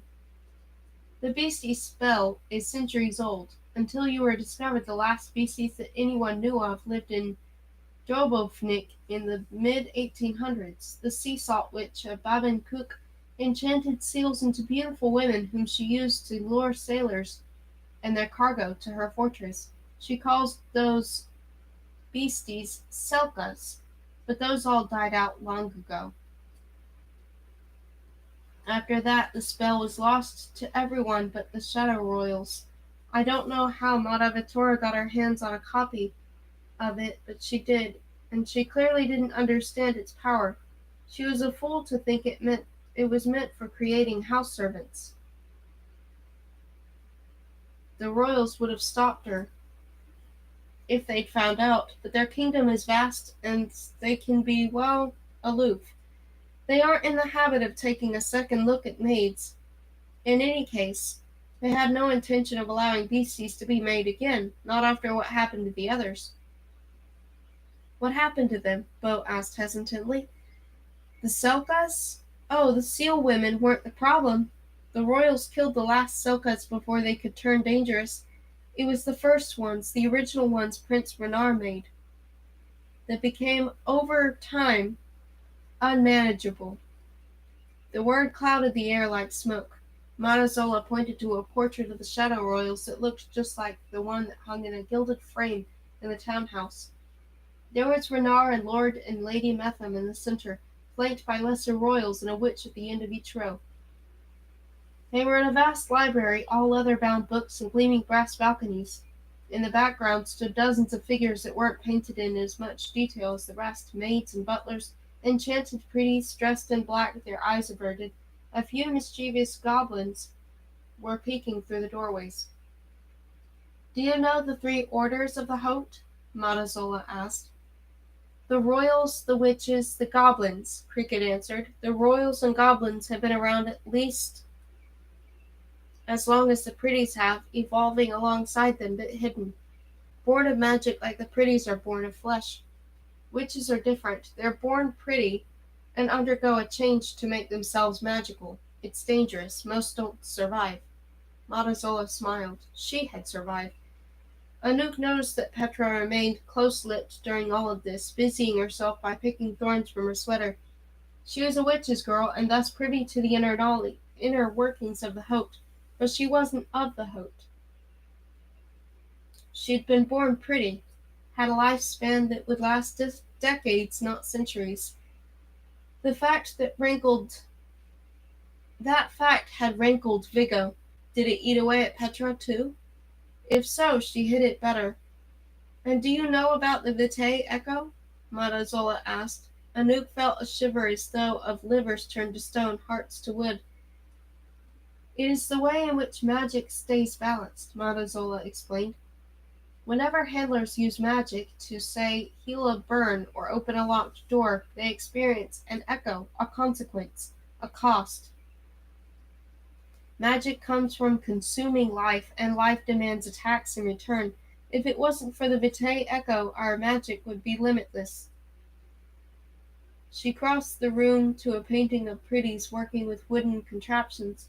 In the 18th and 19th centuries, the pretties developed more advanced technology and it began to interfere with the Hote's magic. We were able to adapt to the most mechanical technologies created before that. There are certain motor engines and clockwork mechanics that do not hinder our spells. But electricity, new technology like that throws our magic completely into chaos. Magic is thinning, and less magic to go around means more competition. Witches being with one another for what power remains. Territory wars.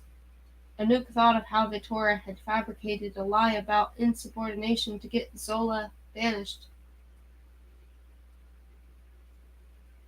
Prince Renard foresaw this as far back as the late 18th century. He wanted to create something to rewrite the balance, as he knew technology would continue to grow, something powerful enough that it wouldn't be limited by Vitae echo. Her eyes flashed brighter. Renard wasn't a prince then, not yet. He was a spell scribe with an idea. He wrote a spell to create a fourth order, beasties. None of the portraits showed mice or horses or women with the skins of seal, and the witch's eyes shifted to the three of them, as though they were painted figures come to life that needed no gilded frames. Her lips stretched into a smile.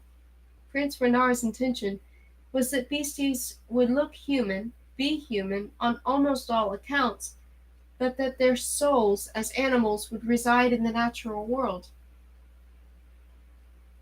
The Vitae echo, you see, is uniquely tied to the human world, the world of morals and sin. By contrast, the natural world lies outside of the echo. There is no sin for beasties because you are not moral creatures, but natural ones, and thus you are not bound by the Vitae echo. Renard believed this would make you limitless in his attempts to right the balance of power. He created your kind as saviors. Anouk studied the portrait of Renard, trying to discern the truth, but it was only a facsimile of him. His painted eyes so darkingly teasing, almost as real as the eyes of a boy who had stood on her doorstep, but not quite. Only the real Renard could answer the still-forming questions in her head. A shiver of vertigo washed over her, and she touched her brow, felt something like the start of a fever. She rested her forehead against the cool glass of a window. "You're saying we can do magic?" Cricket's voice was skeptical, but Anouk knew she believed the same thing. "My dearie, I don't think you understand. I'm not talking about cheap magic that even goblins can do. I'm saying that beasties are the most powerful order of the Hote. More powerful, even, than the royals who made them. You can take life without repercussions, and thus wield unheard of magic." None of them spoke. All those painted eyes, all of him, the most powerful order? She was a girl who spent her days dreamily gazing out windows, making frosted cakes just so Beau could lick the spoon, listening to Luke tell her stories. A maid, not a magic handler, and certainly no one's savior. Had Vittora really never known this? Beau was facing away from the fireplace, his expression lost to shadows. He seemed oddly distant. He suddenly grabbed his gloves from the entry table. "Lies," he spat. "She's a liar just like Madame Vittora. Come on, Anouk, Cricket. We're getting out of here." He grabbed Anouk's hand and started to pull her down the hallway into the foyer. "Beau, stop!" Anouk wrested her hand away. "I'm not leaving. I'm begging you," he said, lowering his voice. "Don't listen to her. She's just like Madame Vittora." Before he disappeared, Luke... He stopped short as though thinking better of what he'd been about to say. "What about Luke?" When he didn't answer, Anouk pressed.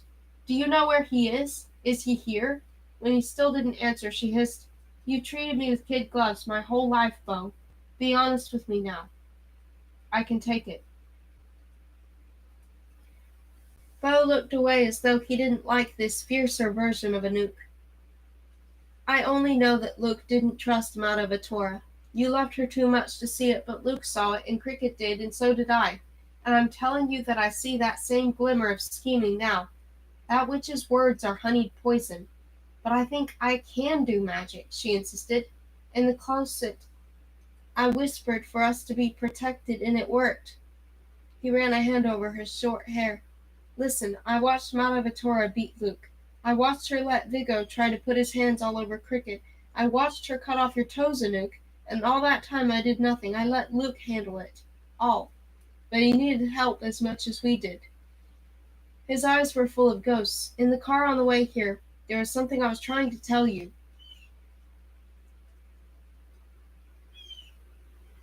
The fairy tale of the peasant boy and the princess. She hadn't forgotten. He took her hand and the tension broke.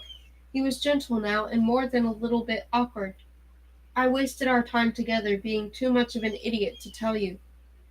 In Luke's story, do you remember what the peasant boy says to the princess in the end?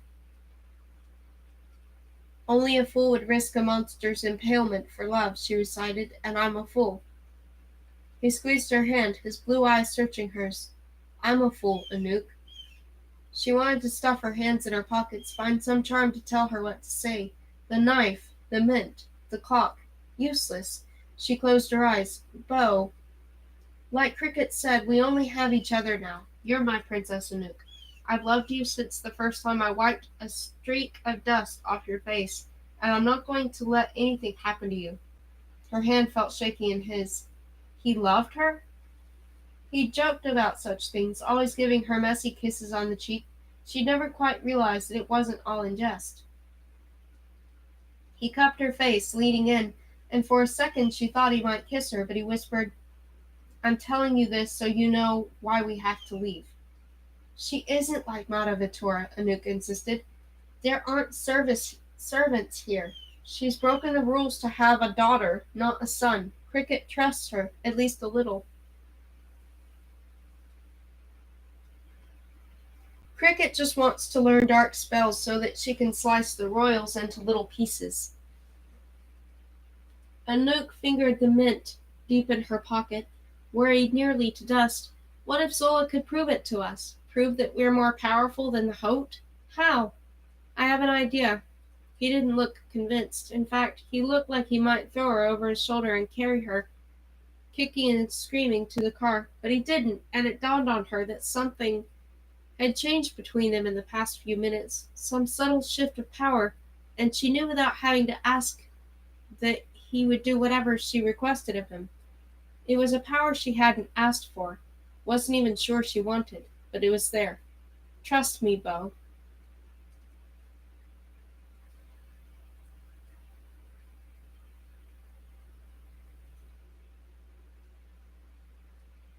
She stood on tiptoe to press a kiss to his cheek, and felt him shudder with longing in response. He didn't argue as she led him back to the sitting room. Mata Zola stood from the armchair. For a small woman, she had a way of filling every corner of the room like a clap of rolling thunder. Anouk pointed to the fire. Teach me a spell, witch.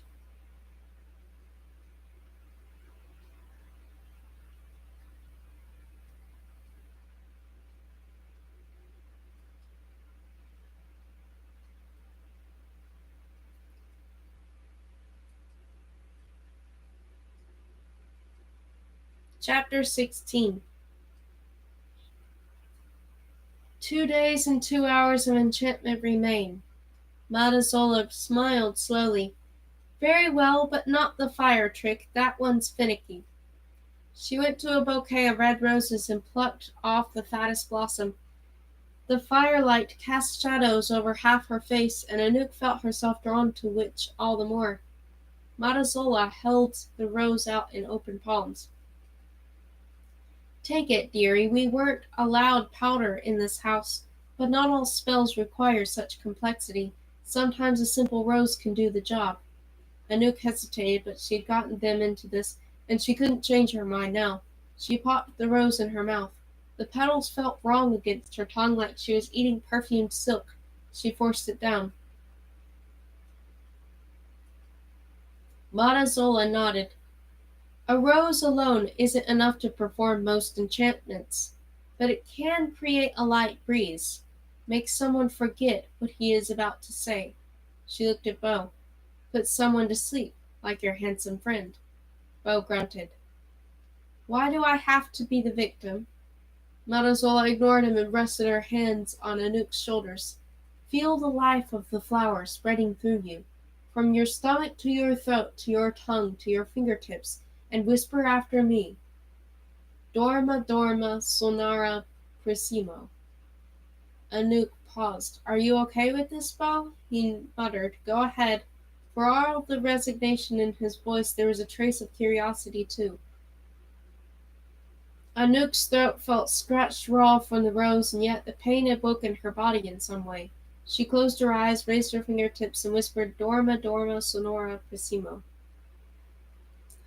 I don't feel anything. You. Bo collapsed to the oriental rug. It happened in less than half a breath. His head hit the edge of a chair as he fell, but he didn't cry out, didn't move. It was so fast that Anouk had barely finished speaking. Bo! She dropped to her knees. She held her breath until he suddenly shuddered and let out a raking snore, and she sighed with relief. You did it, Cricket whirled on Petra. Give me one of those roses. Petra held her back from the vase. Who are you going to enchant? We can't have all of you passed out and useless. But Cricket was fast enough to grab a rose anyway. She stuffed it in her mouth and coughed out something vaguely resembling a spell. Nothing happened. Petra smirked. They call it the silent tongue for a reason, not the yelping squawk. Cricket narrowed her eyes as she spat out chewed-up petals. Anouk stroked Bo's hair, worried, and looked up at the witch. How long will he be out? Until morning, I'd imagine, said Madazola. It was a large rose. Despite herself, a part of Anouk felt relieved. No more of Bo trying to drag her back to the car, and the thought made her feel guilty. She brushed a clump of dust out of his hair. We'll put him to bed in the west bedroom, Madazola said. He'll be safe there until he wakes. She rested one hand on Anouk's shoulder and the other on Cricket's. You should rest too, dearies, though I know it won't be easy. You look dead on your feet. I want to try that spell again, Cricket said. Patience, dearie, patience. The witch made a small tsk noise. You can't do magic properly if you don't have a rested mind. But I could help you look through the spell books, Cricket insisted. No, Madazola's voice was firm, but then she softened it with a gentle pat on the first Cricket's, and then Anouk's cheek. She turned to Petra. Show them to the bedroom. Petra was already picking up Bo's feet. Anouk and Cricket had little choice but to help her hoist him up, and groaning under his weight, the three girls carried him down the hallway and up a flight of stairs to a bedroom. They placed him on the bed. Petra handed Anouk a glass lamp. Good night. Try to sleep. Did you know you have a streak of dust on your face? Anouk sighed. Always. She swiped her sleeve over her cheek and fluffed the pillow under Bo's head. He felt warm. She went to open a window. The clouds were heavy, casting a murky glow over the fields. She sucked in a breath as she caught sight of a tremor of movement in the fields. Petra, there's something out there.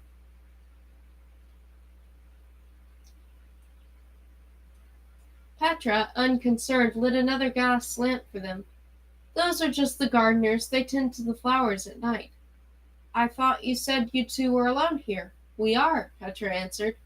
The creeping feeling spidered up Anouk's spine as she peered closer at the gardens. A flash of leaves caught in the faint light. The topiaries. Their enchanted shapes loomed as they weeded and watered and pruned with their slow lumbering branches. A gleam in the driveway caught her eye and she jerked to attention, thinking at first it was a gunmetal gray motorcycle, but it was only a watering can. You're certain no one can get through the hedges? She asked, turning from the window. But Petra was gone. A key turned in the lock. Hey! Anouk and Cricket both ran to the door. Petra, you can't lock us in here. Anouk twisted the knob uselessly. Cricket kicked at the door. It's for your own safety. Petra's muffled voice came from the keyhole. I promise it's better this way. Nights around here can get unpredictable. I'll unlock it at the first light. Anouk and Cricket pounded on the door, calling for Petra, but there was no response. Frustrated, Anouk sank onto the bed. Our own safety? That's rubbish.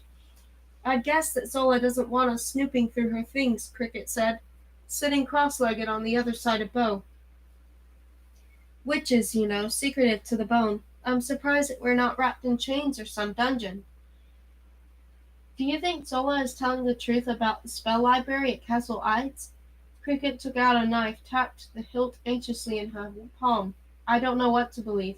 Anouk lowered her voice. There is a room here with herbs hanging in the rafters, tied up in the same clove hitch knot Luke uses. Cricket considered this. You think he was here? Yes. Or, I know this sounds crazy, he's here now. And what? Matazola has him bound and gagged in a closet? That's what she doesn't want us to snoop around and find? Maybe. Anouk eyed Bo, who was muttering in his sleep. I think Bo knows more than he's letting on. He promises that he didn't kill Mata Vitora, but I think that he knows who did. Cricket's expression turned grim. I still think Vigo did it. He isn't capable of love, not even for his mother. You know what I'd like most to do with what little time I have left? Find him and smother him with that stupid slouchy hat of his. At the mention of Vigo, Anouk looked back at the window where she thought she'd seen the motorcycle. She cocked her head. Cricket, does Vigo have an invitation to Castle Ides? Why? What are you plotting, and why didn't I think of it first? Anouk lay back on the pillows, drumming her fingers on her ribs, thinking. Maybe something, maybe nothing. Well, he does. It wasn't a large bed, and she was pressed against all 6 feet of Bo. At home, sometimes she and Bo had fallen asleep in bed together, Luke occasionally snoring in her armchair, but that was before Bo's confession in the foyer. Only a fool, and I'm a fool. She wasn't sure what to do with those words, which were mixing around in her stomach like champagne bubbles, but she knew that sometime in the past few days he'd ceased to be like a brother to her. He was something else, something more. But how much more? Cricket lay down on Bo's other side, toying with her charm earring distractedly, her foot anxiously jiggling enough to make the whole bed shake. Anouk reached across Bo and took Cricket's hand. Cricket stopped tapping her foot. They interlaced their fingers and held it tight. A mouse, a dog, a wolf, a cat, an owl, Anouk thought, all predators and prey. If the worst happened, would they turn on one another? She found herself scratching her arm as though fur were already pushing its way out. I want to cast magic, Cricket said quietly, a private admission. I want to show the royals that they aren't the only ones who matter. Anouk thought of those dark spells Cricket had found on the internet and scrolled down.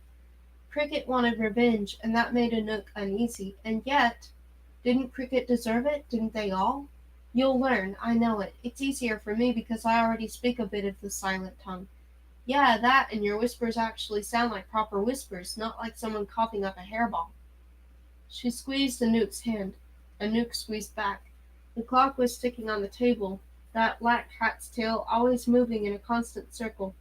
Tick, tick, tick. Bo snored softly. She envied him his enchantment. Tonight, she knew, he was the only one who would get any sleep.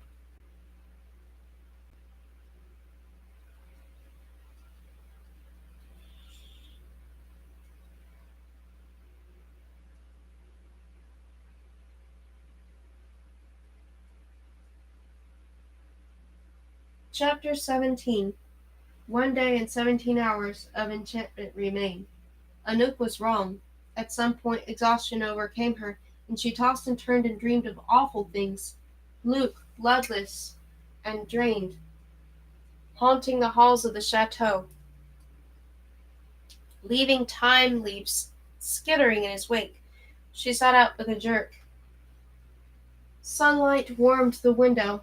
Bo still slumbered beside her. The other side of the bed was empty. The door was open, to her relief. Someone had left fresh clothes for her, oversized scraggly sweaters that looked as though they belonged to Petra. She pulled one over her black dress and rolled up the long sleeves and went into the hall.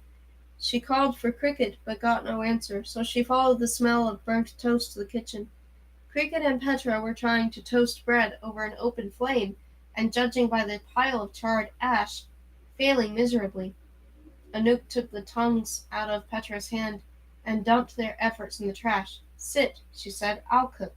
Petra, do you have any eggs?" Obviously relieved, Petra went to the icebox for bacon and eggs, and then disappeared into the pantry for more ingredients. Anouk whispered to Cricket, "Where's the Mata? Supposedly she hasn't left the potting shed all night. She's in there experimenting with different spells."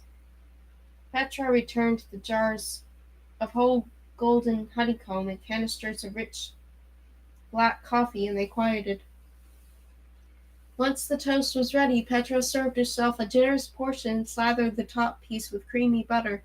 "Something odd happened this morning," she chewed with her mouth open, licking butter off her finger. "I went back to the hedge to fetch the wheelbarrow, and heard a motorcycle pull up at the gate, and then what sounded like two boys arguing about how to get in. Then they drove off. I figured it might be a friend of yours." Anouk exchanged a look with Cricket. Hunter Black and Vigo, not friends. Petra took a hefty bite of toast. "It doesn't matter. They can attack the hedge with a chainsaw, try to scale it with ladders, but they can't get in." She didn't seem to notice, or else didn't care about the crumbs collecting on her sweater. Anouk returned to making breakfast, this new information stirring in her mind, mixing together like eggs and flour for cake batter. All this time she and Beau had wanted to keep them out, but maybe out was wrong. Maybe she wanted them in. She spooned the dough into a cookie sheet, then popped it into the oven, then poured fresh coffee for herself. "I'm going to see what Mata Zola's found." She grabbed a timer and set it for the cookies. "Take them out in 20 minutes." She cupped her hands around the mug to warm them as she passed through the halls. It was a drafty old house. In the foyer she was surprised to find a trail of smudgy paw prints all around Toblerone's pot. Had he moved during the night? She started for the front door, then stopped, glancing back at the bear. She'd cast magic last night. Could she do it again? Slowly, almost on a whim, she plucked a leaf off Toblerone's shaggy coat, popped it in her mouth, swallowed it whole, and then cocked her fingers as she'd seen Madame do. "Abenate," she whispered. "Wake." A row of leaves shuddered along the bear's spine, and just as when she'd put Beau to sleep, the spell worked instantly. She jumped back, dripping coffee everywhere. "Oh, merde!" She rubbed at the coffee stain on Petra's sweater, then looked back at the bear, wetting her lips. "Aperte oculus." Open your eyes. Incredibly, the bear's head started to sway slightly side to side, his branching bones creaking to life. The jaws opened, showing teeth of sharp briars. Anouk stepped back, ready to run, but the bear only stretched his jaws in a great yawn. The head swung to her, and leaves parted like eyes opening. He blinked. She couldn't help but give an amazed sort of laugh. Something fell out of the bear's mouth and clattered to the floor. Voices sounded from down the hall, and Anouk quickly whispered a spell to put the bear back to sleep. She snatched up the fallen object. A franc coin. A small hole was drilled in the top, as though for a necklace. It was just like the one she'd found in Luke's attic. She sniffed it. Time. She shoved it into her pocket and went to the window. A light was on in the potting shed. If Anouk was ever going to find out what they were hiding, now was the time. She opened the front door and closed it loudly, so Petra would think she'd gone outside. Then she kicked off her shoes and crept down the hall past empty rooms until an oddly bright light in the chapel caught her eye. One of the stained glass windows was now cracked open. The light from the other side was too low to be the sun. A secret room. She peered through the stained glass window. It was dark beyond except for that one blindingly bright light. Two lights, actually, headlights. She almost laughed.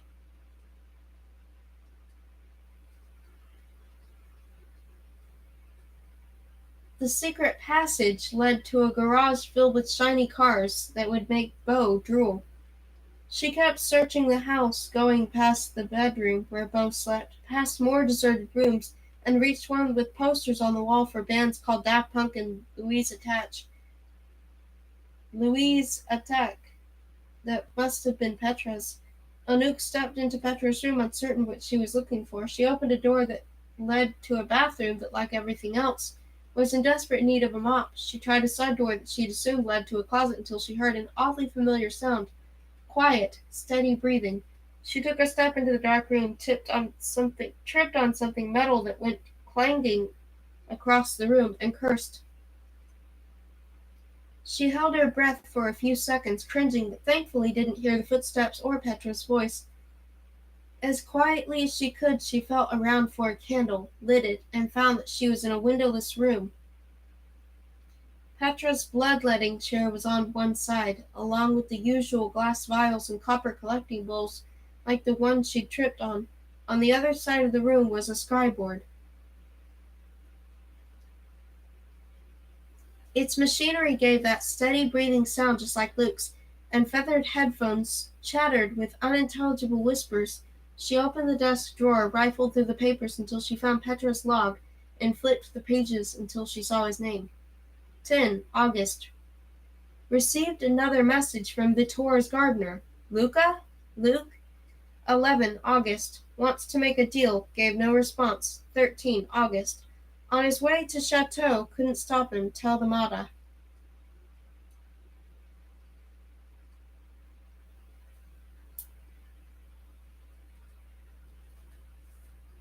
Anouk gripped the franc coin. Luke had been there. Matazola had lied to them, and here was proof. She ran downstairs and into the garden, over stone paths that were damp on her feet, realizing too late that she'd left her shoes inside. She banged on the potting shed door. Let me in, witch! Luke is here, I know it. Matazola opened the door. She had dark circles beneath her eyes. The shed smelled of wood smoke and something bitter, and Anouk stopped a bubbling pot of jars and tonics amid the shovels and clay pots. Anouk held up the franc coin like an accusation. Come in. Matazola's voice was calm. She motioned casually to the vials and bottles. I'm concocting a tonic that I found in a Persian spell book from the 14th century. It's used to slow one's aging process. If it works, it might buy you and your friends another few days until your proper age catches up with you. I need thorns and a couple more ingredients from the garden before it will be ready for testing.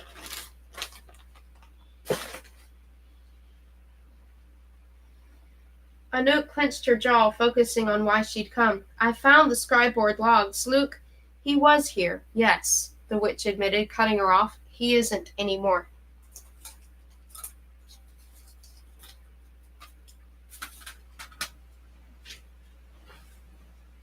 Then where is he? He disappeared a week and a half ago.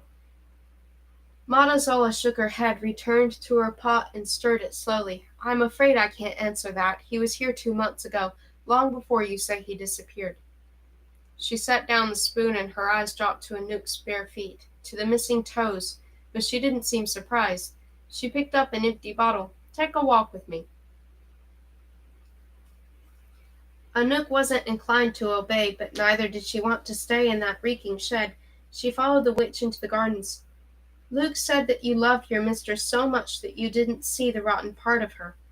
Anouk didn't answer. How could she? Yes, she understood how vile their mistress had been, and yet the memory of her soft hand stroking Anouk's hair was still too fresh.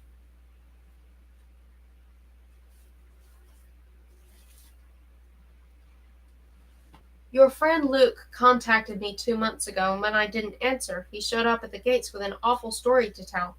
He'd overheard Mata Vittora negotiating with a goblin broker who dealt in small mammals. She wanted 4 very tame, very mild-tempered rabbits, young and in good health. Anouk slowed. I remember that. She wiped her hands on her sweater, though they were already clean. Luke thought he was supposed to slaughter them for stew, but he was wrong.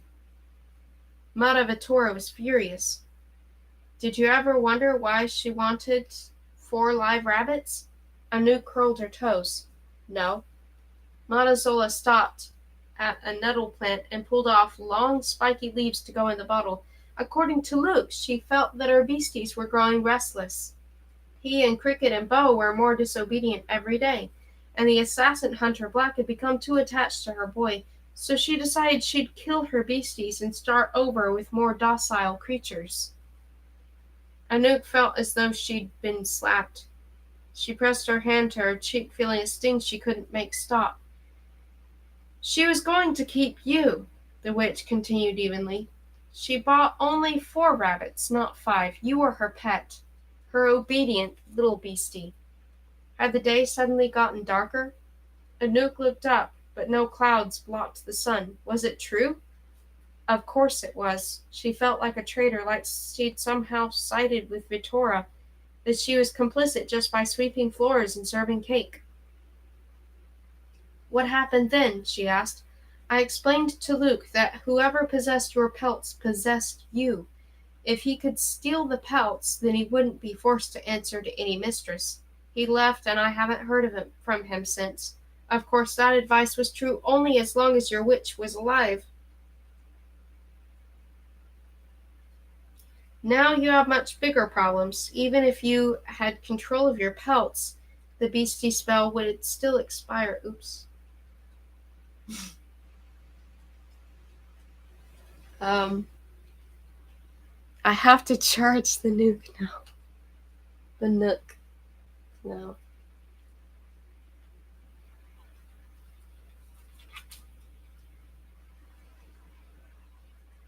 Okay, this is the wrong cord.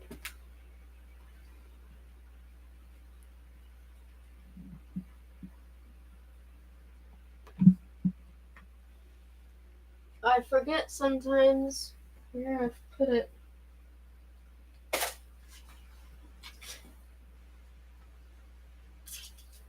The actual charging cable. And this one's for the camera. But the one for the nuke was over here. I think this might be it. Yep, this is it. I found it. Okay. Well, in that case, I'll go ahead and plug this in. Oops. I'll go ahead and plug that in, and yeah, it's charging now. And I'll just let it charge.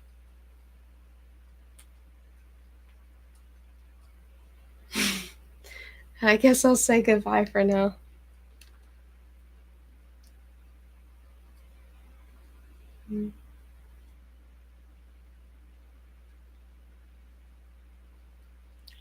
So thank you for listening.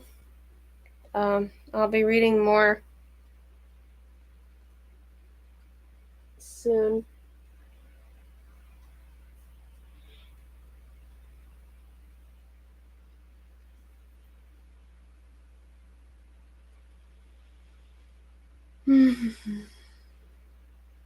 Goodbye for now.